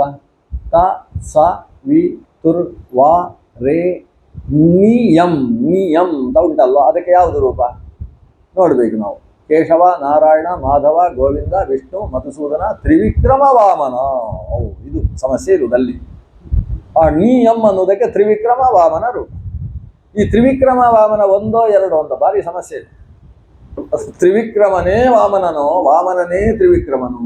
ಈ ವಾಮನ ತ್ರಿವಿಕ್ರಮ ಆಗಿ ಬೆಳೆದ, ನಾವು ಹೇಳುವುದು ಹಾಗೆ ಅಲ್ಲ. ವಾಮನ ತ್ರಿವಿಕ್ರಮನಾಗಿ ಹೋದಪ್ಪ ಅಂತ ಹೇಳಿ.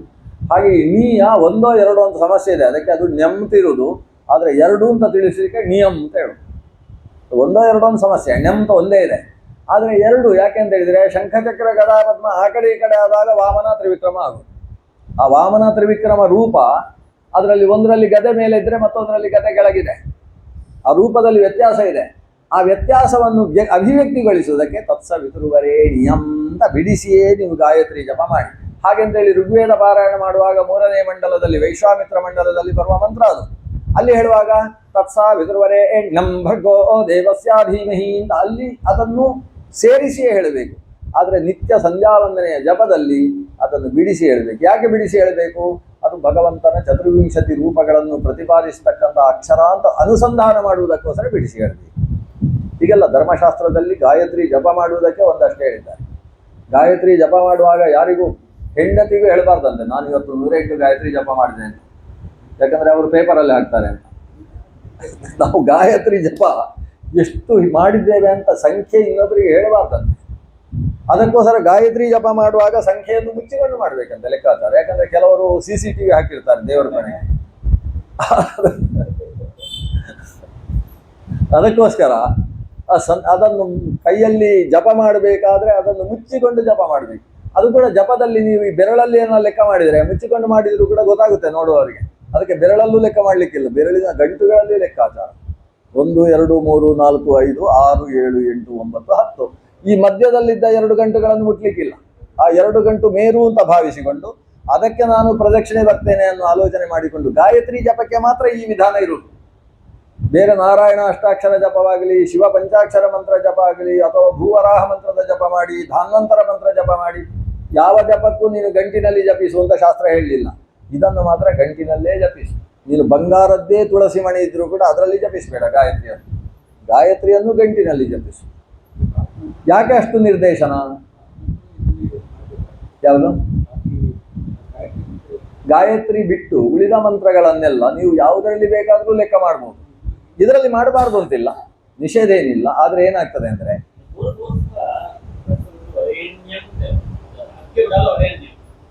ಕರೆಕ್ಟ್, ಅರ್ಘ್ಯದ ಹೊತ್ತಿಗೆ ವರೇಣ್ಯಂ, ಜಪದ ಹೊತ್ತಿಗೆ ವರೇಣ್ಯಂ. ಅಂದರೆ ಗಾಯತ್ರಿ ಜಪಾನುಷ್ಠಾನದ ಹೊತ್ತಿಗೆ ಬಿಡಿಸಿ ಹೇಳಬೇಕು. ಜಪ ವ್ಯತಿರಿಕ್ತವಾದ ಕಾಲದಲ್ಲೆಲ್ಲ ವರೇಣ್ಯಂ.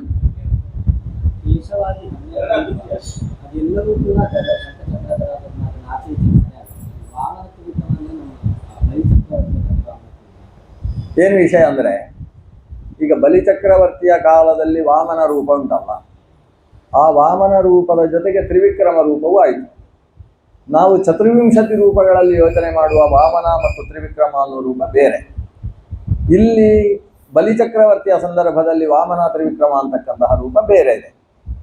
ಆದರೆ ಸಂಪೂರ್ಣ ಬೇರೆ ಅಲ್ಲ, ದೇವರಲ್ಲಿ ಅಭೇದ. ದೇವರ ಎಲ್ಲ ರೂಪಗಳಿಗೂ ಕೂಡ ಅಭೇದ ಇದೆ. ಆದ್ದರಿಂದ ಅಲ್ಲಿ ವಾಮನ ಅನ್ನೋ ರೂಪದಿಂದ ದೇವರು 2 ಕೈಯಲ್ಲಿ ಬಂದಲ್ಲ, ಭಿಕ್ಷಾಂದೇಹಿ ಅಂತ 2 ಕೈಯಲ್ಲಿ ಬಂದಂತಹ ವಾಮನ ರೂಪ ಉಂಟಲ್ಲ, ಆ ವಾಮನ ರೂಪದ ಹಾಗೇ ಇರುವ ಶಂಖಚಕ್ರ ಗದೆಗಳನ್ನು ಧರಿಸಿದ 4 ಕೈಯ ರೂಪ ಇದೆ. ಅದೇ ವಾಮನನ ಹಾಗೇ ಇರು. ಅದು ಅಜಿನ ದಂಡ ಕಮಂಡಲು ಮೇಖಲ ಆ ಸ್ವರೂಪ ಇದೆ. ಆದರೆ 4 ಕೈಗಳಲ್ಲಿ ಶಂಖಚಕ್ರ ಗದಾ ಪದ್ಮಗಳು ವಿಭಿನ್ನವಾಗಿದ್ದಾವೆ. ಆ ಸ್ವರೂಪದಲ್ಲಿರುವ ಭಗವಂತನ ಒಂದು ವಾಮನ ರೂಪ, ಅದೇ 24 ರೂಪದಲ್ಲಿ ಸೇರುವುದು. ತ್ರಿವಿಕ್ರಮ ಅನ್ನೋ ರೂಪ ಅಲ್ಲಿ ಕಾಲು ಎತ್ತಿ ಗಂಗೆಯನ್ನು ಲೋಕಕ್ಕೆ ತರಿಸಿದಂತಹ, ಬ್ರಹ್ಮಾಂಡ ಕರ್ಪರ ವಿಭೇದನ ಮಾಡಿ ಗಂಗೆಯ ಆವಿರ್ಭಾವಕ್ಕೆ ಕಾರಣವಾದಂತಹ ತ್ರಿವಿಕ್ರಮ ರೂಪ ಒಂದಿದೆ. ಆ ರೂಪ ಮತ್ತು ಇಲ್ಲಿರುವ ತ್ರಿವಿಕ್ರಮ ರೂಪ ಎರಡು ಒಂದೇ.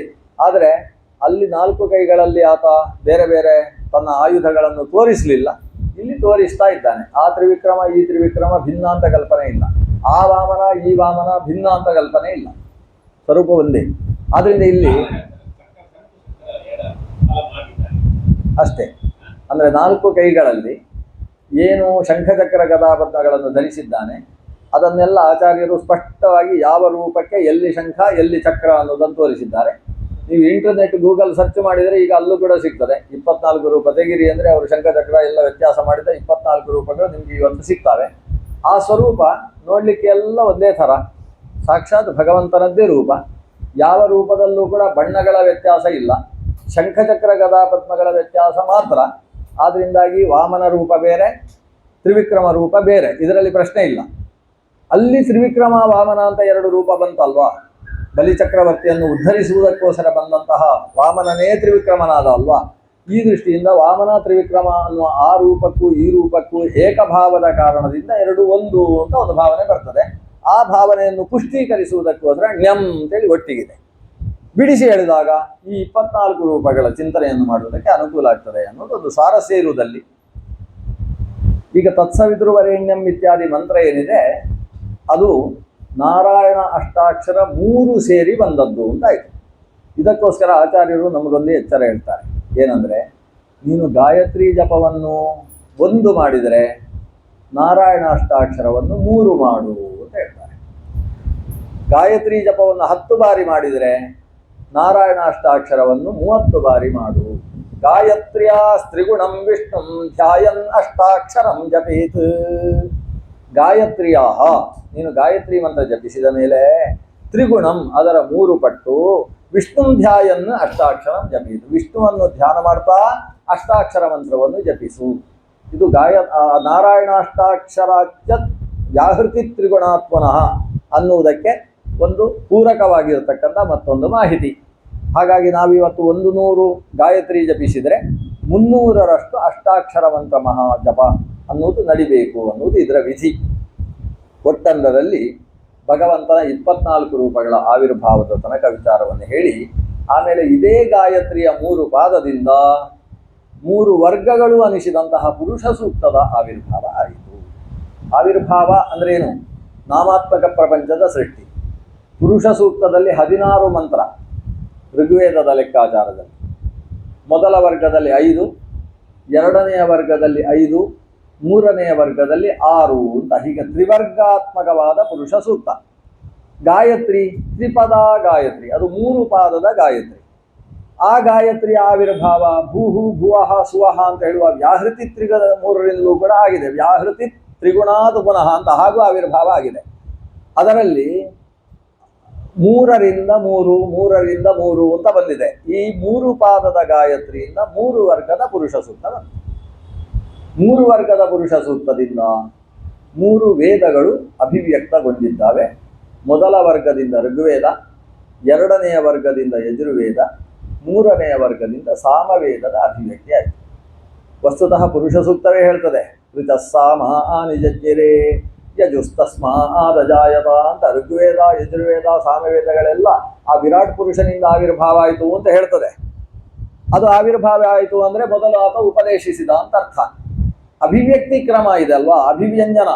ಅಭಿವ್ಯಕ್ತಿ ಕ್ರಮದ ಪ್ರಕಾರ ಈ ಗಾಯತ್ರಿ ಮಂತ್ರದ 3 ಪಾದಗಳಿಂದ 3 ಪಾದಗಳಿಂದ 3 ವರ್ಗವುಳ್ಳಂತಹ ಪುರುಷ ಸೂಕ್ತದ ಆವಿರ್ಭಾವ ಆಗ್ತದೆ. 3 ವರ್ಗದ ಪುರುಷ ಸೂಕ್ತ ಮತ್ತೆ ಅದು ಭಗವಂತನ 3 ರೂಪವನ್ನು ಹೇಳುವಂಥದ್ದು. ವಿಶ್ವ, ತೇಜಸ, ಪ್ರಾಜ್ಞಾ ಅಂತ ಹೇಳುವ 3 ರೂಪಗಳನ್ನು 3 ವರ್ಗ ವರ್ಣನೆ ಮಾಡ್ತದೆ. ಅಂದರೆ ಜಾಗೃತ, ಸ್ವಪ್ನ, ಸುಷುಪ್ತಿಗೆ ಸಂಬಂಧಪಟ್ಟ ಭಗವಂತ ರೂಪಗಳನ್ನು ಹೇಳುವ 3 ವರ್ಗ. ಈ 3 ವರ್ಗದಿಂದ 3 ವೇದದ ಆವಿರ್ಭಾವ ಆಯಿತು. ಋಗ್ಯಜು ಸಾಮ.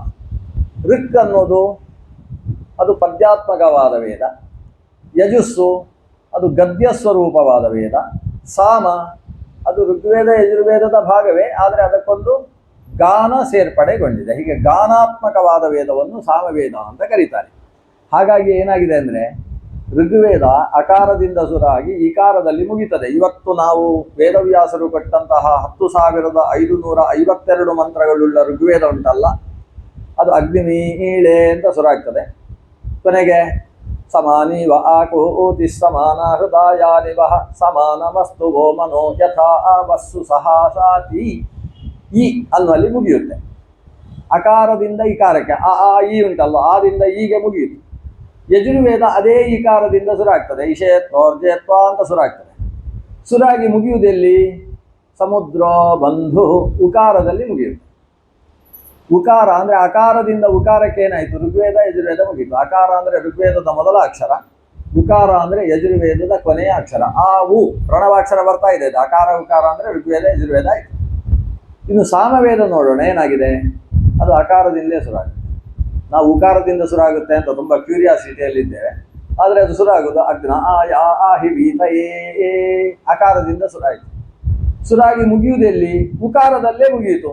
ಬೃಹಸ್ಪತಿರ್ದಧಾತು, ಅದು ಉಕಾರದಲ್ಲಿ ಸಾಮವೇದ ಮುಗಿಯಿತು. ಆದರೆ ಸಾಮವೇದವು ಆವು ಅಂದಾಗ ಸಾಮವೇದವು ಸೇರಿ ಹೋಯಿತು. ಆದಿರಂತೇನ ಸಹೇತ ಅವು ಅನ್ನುವಲ್ಲಿ ಅದು ಸೇರಿ ಹೋಯಿತು. ಆದರೆ ಸಾಮವನ್ನು ಹೇಳುವುದಕ್ಕೊಂದು ಪ್ರತ್ಯೇಕ ಏನಾದರೂ ಬೇಕಲ್ಲ. ಋಗ್ವೇದ ಯಜುರ್ವೇದವೇ ಸಾಮವೇದ, ಆವು ಅದರಲ್ಲೇ ಸೇರಿತು. ಆದರೆ ಏನು? ಅದರಲ್ಲಿ ಗಾನ ಇದೆ, ಸಪ್ತ ಸ್ವರಗಳಿದ್ದಾವೆ. ನಿಷಾದ, ಋಷಭ, ಗಾಂಧಾರ, ಷಡ್ಜ, ಮಧ್ಯಮ, ದೀವತ.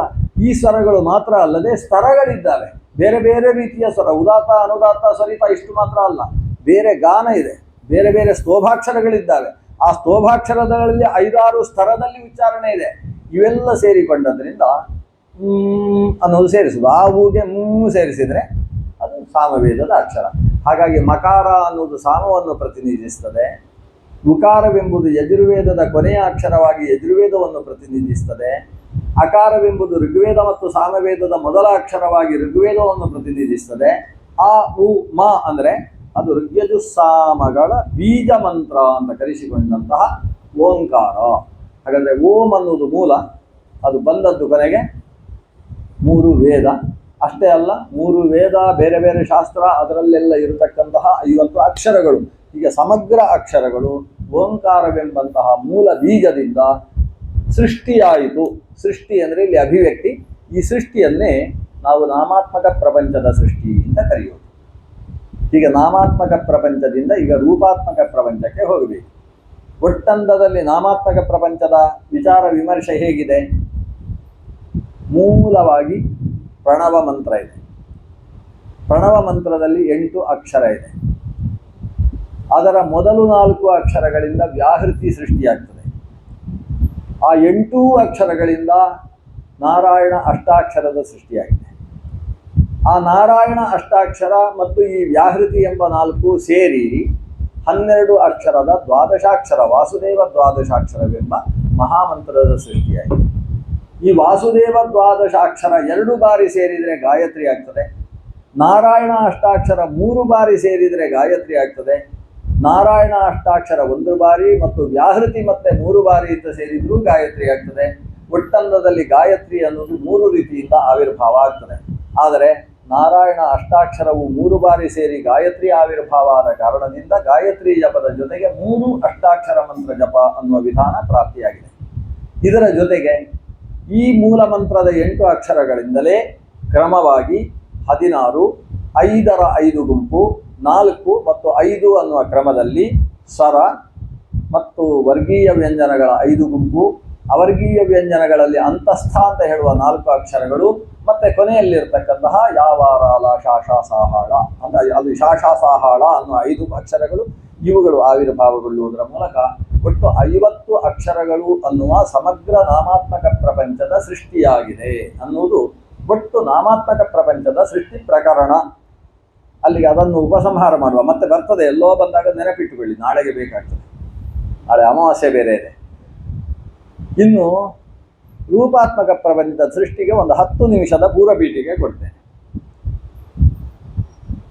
ಈ ಸೃಷ್ಟಿಯ ಹಿನ್ನೆಲೆಯಲ್ಲಿ 2 ವಸ್ತು ಮುಖ್ಯ ಆಗ್ತದೆ. ಒಂದು ಸೃಷ್ಟಿಸುವವ, ಮತ್ತೊಂದು ಸೃಷ್ಟಿಗೆ ಮೂಲ ದ್ರವ್ಯ. ಇದು 2 ಮುಖ್ಯ. ಇದೆರಡು ಇದ್ದಾಗ ಮತ್ತೆ ಸೃಷ್ಟವಾದ ವಸ್ತುಗಳು ಉಂಟಾಗ್ತವೆ. ಅದರಿಂದ ಎರಡು ವ್ಯಕ್ತಿ ಮುಕ್ತ. ಹೇಗೆ ಮಡಿಕೆ ಎಂಬ ಸೃಷ್ಟಿಯಾಗಬೇಕಾದ್ರೆ ಎರಡು ವಸ್ತು ಮುಖ್ಯ. ಒಂದು ಮಣ್ಣು, ನೀರು, ಬೆಂಕಿ. ಇದು ಮಡಿಕೆ ಆಗುವುದಕ್ಕೆ ಬೇಕಾದದ್ದು. ಮಣ್ಣು ಮಾತ್ರ ಇದ್ರೆ ಮಡಿಕೆ ಆಗುವುದಿಲ್ಲ. ಮಣ್ಣಿಗೆ ನೀರು ಹಾಕಿಟ್ರೂ ಕೂಡ ಮಡಿಕೆ ಆಗುವುದಿಲ್ಲ. ಮಣ್ಣಿಗೆ ನೀರು ಹಾಕಿ ಅದನ್ನು ಬೆಂಕಿಯಲ್ಲಿ ಒಣಗಿಸಿದರೆ ಮಡಿಕೆ ಆಗ್ತದೆ. ಹಾಗಾದ್ರೆ ಮಣ್ಣು, ನೀರು, ಬೆಂಕಿಗಳಿದ್ದಾಗ ಒಂದು ಸೃಷ್ಟಿಯಾಗ್ತದೆ. ಹಾಗೆಯೇ ಇಡೀ ಪ್ರಪಂಚದ ಏನೇನು ವಸ್ತುಗಳಿದ್ದಾವೆ, ಪಂಚಾತ್ಮಕ ಪ್ರಪಂಚ ಏನಿದೆ, ಈ ಪ್ರಪಂಚದ ಸೃಷ್ಟಿಗೆ ಮೂಲ ದ್ರವ್ಯ ಯಾವುದು ಅನ್ನೋದು ಒಂದು ವಿಮರ್ಶೆ. ಮೂಲ ದ್ರವ್ಯ ಉಂಟು, ಸಾಕ. ಅದನ್ನು ಮಡಿಕೆ ಮಾಡುವುದಕ್ಕೆ ಯಾರು ಬೇಕು? ಒಬ್ಬ ಕುಂಬಾರ ಬೇಕು. ಕುಂಭಕಾರ ಅಂತ ಕರೀತೇವೆ. ಕುಂಭಕಾರನೇ ಕೊನೆಗೆ ಕುಂಬಾರ ಅಂತ ಆಗಿದ್ದಾನೆ. ಕುಂಬಾರ ಇಲ್ಲದೆ ಮಣ್ಣು, ನೀರು, ಬೆಂಕಿ ಇದ್ರೂ ಕೂಡ ಮಡಿಕೆ ಆಗುವುದಿಲ್ಲ. ಕುಂಬಾರನನ್ನು ಕರ್ತೃ ಅಂತ ಕರೀತೇವೆ. ಮಣ್ಣು, ನೀರು, ಬೆಂಕಿಗಳನ್ನು ಉಪಾದಾನ ದ್ರವ್ಯ ಅಥವಾ ಕಚ್ಚಾ ವಸ್ತು ಅಂತ ಕರೀತೇವೆ. ಈಗ ಇಡೀ ಪ್ರಪಂಚದ ಸೃಷ್ಟಿಯಲ್ಲಿ ಕರ್ತೃ ಯಾರು? ಭಗವಂತ ಅಂತ ಬಹಳ ಸುಲಭ ಉತ್ತರ. ಭಗವಂತ ನಾರಾಯಣನೇ ಪ್ರಪಂಚದ ಸೃಷ್ಟಿಯಲ್ಲಿ ಕರ್ತೃ. ಉಪಾದಾನ ದ್ರವ್ಯ ಯಾವುದು? ಕಚ್ಚಾ ವಸ್ತು ಯಾವುದು? ಅದಕ್ಕೆ ಪ್ರಕೃತಿ ಅಂತ ಹೆಸರು. ಹೀಗೆ ಪ್ರಕೃತಿ ಪುರುಷ ಅನ್ನುವ ಶಬ್ದ ಸೃಷ್ಟಿಯನ್ನು ಚಿಂತನೆ ಮಾಡುವವನ ತಲೆಯಲ್ಲಿ ಮೊದಲು ಬೇಕಾದ ಎರಡು ಶಬ್ದಗಳು, ಪ್ರಕೃತಿ ಪುರುಷ. ಈ ಪ್ರಕೃತಿ ಪುರುಷರ ವಿವೇಕವನ್ನು ತಿಳಿಸಿದ ಶಾಸ್ತ್ರಕ್ಕೆ ಸಾಂಖ್ಯಶಾಸ್ತ್ರ ಅಂತ ಹೆಸರು. ಸಾಂಖ್ಯಶಾಸ್ತ್ರ ನಿರೂಪಣೆ ಮಾಡುವುದು ಮೊದಲು ಸೃಷ್ಟಿಯ ಬಗ್ಗೆ. ಯಾಕಂದ್ರೆ ಪ್ರಕೃತಿ ಪುರುಷರ ನಿರೂಪಣೆ ಅಂದ್ರು ಸೃಷ್ಟಿಯ ನಿರೂಪಣೆ ಅಂದ್ರು ಒಂದೇ.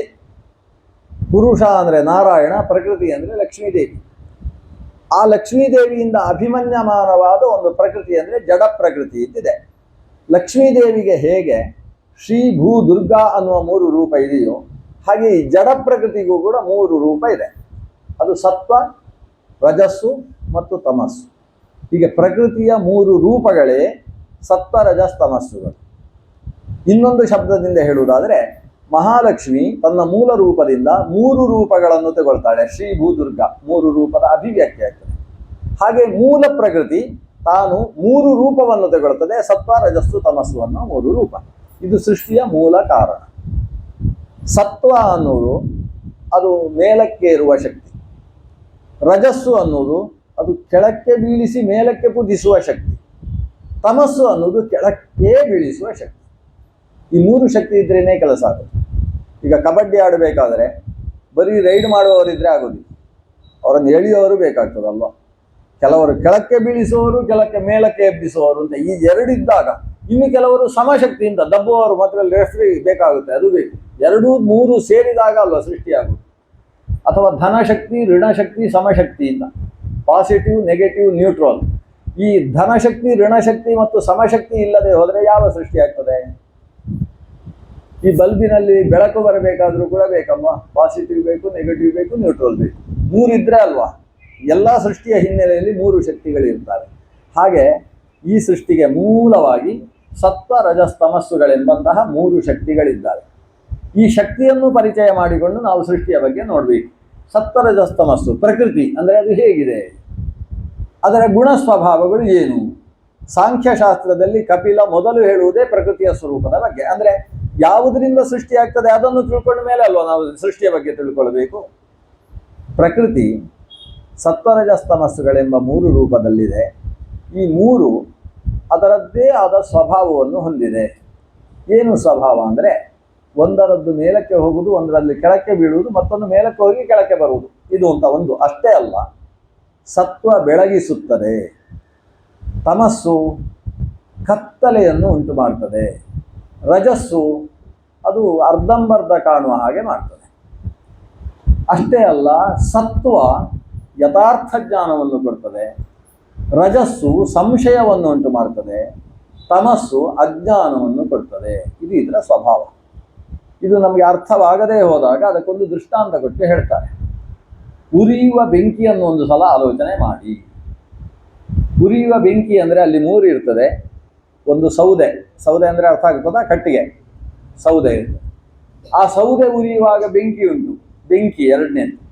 ಜೊತೆಗೆ ಆ ಸೌದೆ ಸ್ವಲ್ಪ ಆರ್ದ್ರವಾಗಿದ್ದರೆ, ಒದ್ದೆಯಾಗಿದ್ದರೆ ಅದರಲ್ಲಿ ಚೆನ್ನಾಗಿ ಹೊಗೆ ಬರ್ತದೆ. ಹೀಗೆ ಸೌದೆ ಅಂದರೆ ಇಂಧನ, ಬೆಂಕಿ ಮತ್ತು ಹೊಗೆ ಮೂರಿದೆ. ಇದರಲ್ಲಿ ಸೌದೆ ಇದ್ದ ಹಾಗೆ ತಮಸ್ಸು, ಬೆಂಕಿ ಇದ್ದ ಹಾಗೆ ಸತ್ವ, ಹೊಗೆ ಇದ್ದ ಹಾಗೆ ರಜಸ್ಸು. ಇದನ್ನು ನಾವು ಅರ್ಥ ಮಾಡಿಕೊಳ್ಳುವುದಕ್ಕೆ ವೇದವ್ಯಾಸರು ಕೊಟ್ಟಂತಹ ದೃಷ್ಟಾಂತ. ಈ ಬೆಂಕಿ ಏನಾಗ್ತದೆ, ಯಾವತ್ತೂ ಮೇಲಕ್ಕೆ ಉರಿಯುವುದು. ನೀವು ಕಟ್ಟಿಗೆ ಹೀಗೆ ಹಿಡಿದ್ರು ನಿಮ್ಮ ಕೈಯನ್ನು ಸುಡುತ್ತೆ, ಅದು ಏನು ಕೆಳಕ್ಕೆ ಉರಿಯುವುದಿಲ್ಲ, ಅದು ಮೇಲಕ್ಕೆ ಉರಿಯುವುದಲ್ವಾ. ಸತ್ವ ಹಾಗೆ, ಅದು ಊರ್ಧ್ವಂ ಗಚ್ಚಂತಿ ಸತ್ವಸ್ಥಃ. ಸತ್ವದ ಕ್ರಮ ಹೇಗೆ ಅಂದರೆ ಅದು ಮೇಲಕ್ಕೆ ಏರಿಸುವುದು ಅದರದ್ದು ಕ್ರಮ. ಅದೇ ಅದರಲ್ಲಿ ಹೊಗೆ ಉಂಟು ಅಥವಾ ಕಟ್ಟಿಗೆ ಉಂಟು, ಕಟ್ಟಿಗೆ ಏನು ಮಾಡ್ತದೆ, ಅದು ಯಾವತ್ತೂ ಕೆಳಕ್ಕೆ ಇಳಿಯುವುದು. ನೀವು ಹಿಡ್ಕೊಂಡದ್ದಕ್ಕೆ ನಿಂತಿದೆ, ಬಿಟ್ಟರೆ ಕೆಳಕ್ಕೆ ಹೋಗು. ಆದರೆ ಕಟ್ಟಿಗೆ ಹೇಗೆ ಕೆಳಕ್ಕೆ ಹೋಗುತ್ತೋ ಹಾಗೆ ತಮಸ್ಸು ಅನ್ನೋದು ಅದೋ ಗಚ್ಚಂತಿ ತಾಮಸಾಹ, ಅದು ಕೆಳಕ್ಕೆ ಬೀಳಿಸುವಂಥದ್ದು. ಇನ್ನು ರಜಸ್ಸು ಅದು ಹೊಗೆ ಇದ್ದ ಹಾಗೆ, ಹೊಗೆ ಏನಾಗ್ತದೆ, ಮೇಲೆ ಹೋಗ್ತದೆ, ಕೆಳಕ್ಕೆ ಬರ್ತದೆ. ಕೆಳಕ್ಕೆ ಬರುವುದು ಫ್ಯಾನ್ ಹಾಕಿದಾಗ ಮಾತ್ರ ಅಲ್ಲ. ನೀವು ಹಾಗೆ ಆಕಾಶಕ್ಕೆ ಹೊಗೆ ಹೋದರೆ, ಹೊಗೆ ಅಂದರೆ ಏನು, ಅದರಲ್ಲಿರುವ ನೀರಿನ ಅಂಶ ಅಲ್ವಾ, ಹಬೆ ಅಲ್ವಾ, ಆ ಹಬೆ ಮೇಲಕ್ಕೆ ಹೋಗಿ ಮೇಘವಾಗ್ತದೆ. ಧೂಮಜ್ಯೋತಿ ಸಲಿಲ ಮರುತಾಂ ಸನ್ನಿಪಾತಕ್ವ ಮೇಘ. ಈ ಹಬೆ ಮೇಲಕ್ಕೆ ಹೋಗಿ ಮೇಘವಾಗ್ತದೆ, ಮೇಘವಾಗಿ ನೀರು ಕೆಳಕ್ಕೆ ಬರುತ್ತೆ, ಕೆಳಕ್ಕೆ ಬಂದು ಮತ್ತೆ ಬೇಸಿಗೆ ಕಾಲದಲ್ಲಿ ಮೇಲಕ್ಕೆ ಹೋಗುತ್ತೆ, ಕೆಳಕ್ಕೆ ಬರುತ್ತೆ. ಹೊಗೆ ಅನ್ನೋದು ಮೇಲಕ್ಕೆ ಹೋಗುವುದು ಕೆಳಕ್ಕೆ ಬರುವುದು ಅನ್ನೋದು ಅದು ರಜಸ್ಸಿನ ಸ್ವಭಾವ. ಮೇಲೆ ಕೆಳಗೆ ಮೇಲೆ ಕೆಳಗೆ, ಸ್ವರ್ಗ ನರಕ ಭೂಮಿ, ಸ್ವರ್ಗ ನರಕ ಭೂಮಿ, ಇದು ರಾಜಸರ ಸ್ವಭಾವ. ಇಷ್ಟೇ ಅಲ್ಲ, ಒಂದು ಕಡೆಯಲ್ಲಿ ಬೆಂಕಿ ಇದೆ ಅಂದರೆ ಕತ್ತಲೆಯಲ್ಲಿದ್ದ ವಸ್ತು ನಮಗೆ ಕಾಣಿಸುತ್ತೆ. ಆದರೆ ಬೆಳಗಿಸುವುದು, ಜ್ಞಾನ ಬರುವುದು ಅನ್ನೋದು ಸತ್ವದ ಸ್ವಭಾವ, ಜ್ಞಾನ ಕೊಡ್ತದೆ. ಅದೇ ಹೊಗೆ ಇದ್ದರೆ ಏನಾಗ್ತದೆ, ಹೊಗೆ ಇದ್ದರೆ ಅಲ್ಲಿದ್ದ ವ್ಯಕ್ತಿ ಕಾಣಿಸ್ತಾನೆ, ಆದರೆ ಅದು ರಾಮಪ್ಪನೋ ಸೋಮಪ್ಪನೋ ಅಂತ ಗೊತ್ತಾಗೋದಿಲ್ಲ, ಅದು ಶ್ರೀನಿವಾಸಾಚಾರೋ ಆನಂದ ತೀರ್ಥಾಚಾರೋ ಅಂತ ಗೊತ್ತಾಗೋದಿಲ್ಲ. ಇದು ಸಮಸ್ಯೆ. ಅಂದರೆ ಏನಾಗ್ತದೆ, ಹೊಗೆ ಜ್ಞಾನವನ್ನು ಕೊಡ್ತದೆ, ಆದರೆ ಸಂಶಯವನ್ನು ಹುಟ್ಟಿಸ್ತದೆ. ಇದು ರಜಸ್ಸಿನ ಸ್ವಭಾವ, ಡೋಲಾಯಮಾನ, ಹಾಗೋ ಹೀಗೋ. ಕೆಲವರು ಪ್ರಶ್ನೆ ಮಾಡುವುದೇ ಹಾಗೆ, ಆಚಾರ್ಯ ನೀವು ನಿನ್ನೆ ಬಂದದ್ದ ಇವತ್ತು ಬಂದದ್ದ? ನಾವು ಇವತ್ತು ಬೆಳಿಗ್ಗೆ ಬಂದ್ವಿ. ಟ್ರೈನಲ್ಲಿ ಬಂದ್ರ ಬಸ್ಸಲ್ಲಿ ಬಂದ್ರ? ನೇರ ಕೇಳಬಾರ್ದ, ನೀವು ಟ್ರೈನಲ್ಲಿ ಬಂದಿದ್ದೀರಿ, ಹೌದಾ? ಅದಿಲ್ಲ.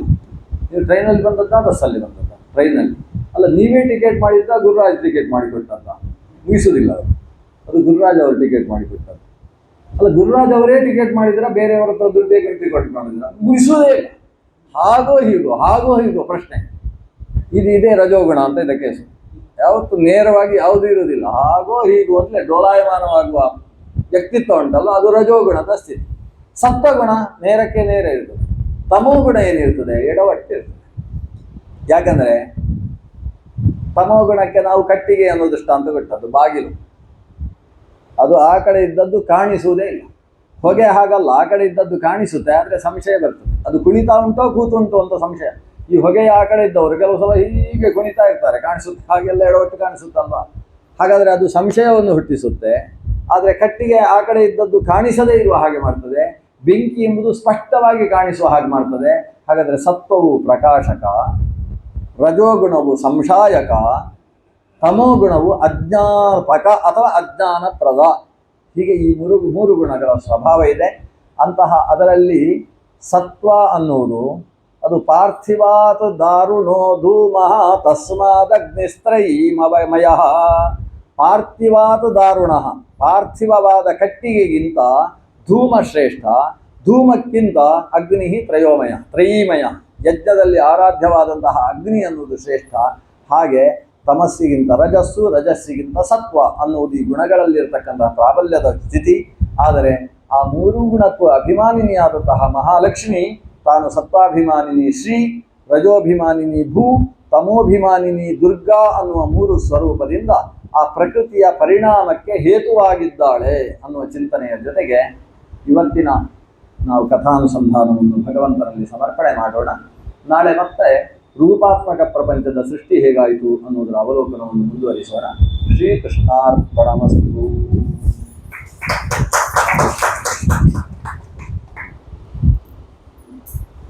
ಅಕ್ಷಯಂ ಕರ್ಮ ಯಸ್ಮಿನ್ ಪರೇ ಸ್ವರ್ಪಿತಂ ಪ್ರಕ್ಷಯಂ ಯಾಂತಿ ದುಃಖಾನಿ ಯನ್ನಾಮತಃ. ಅಕ್ಷರೋ ಯೋಜರಃ ಸರ್ವದೇವಾಮೃತಃ ಕುಕ್ಷಿಗಂ ಯಸ್ಯ ವಿಶ್ವಂ ಸದಾ ಜಾದಿಕಂ ಪ್ರೀಣಯಾಮೋ ವಾಸುದೇವಂ ದೇವತಾ ಮಂಡಲಾಖಂಡಮಂಡಲಂ ಪ್ರೀಣಯಾಮೋ ವಾಸುದೇವಂ. ಸರ್ವೇ ಭವಂತು ಸುಖಿನಃ, ಸರ್ವೇ ಸಂತು ನಿರಾಮಯಾಃ, ಸರ್ವೇ ಭದ್ರಾಣಿ ಪಶ್ಯಂತು ಮಾ ಕಶ್ಚಿತ್ ದುಃಖ ಭಾಗ್ ಭವೇತ್.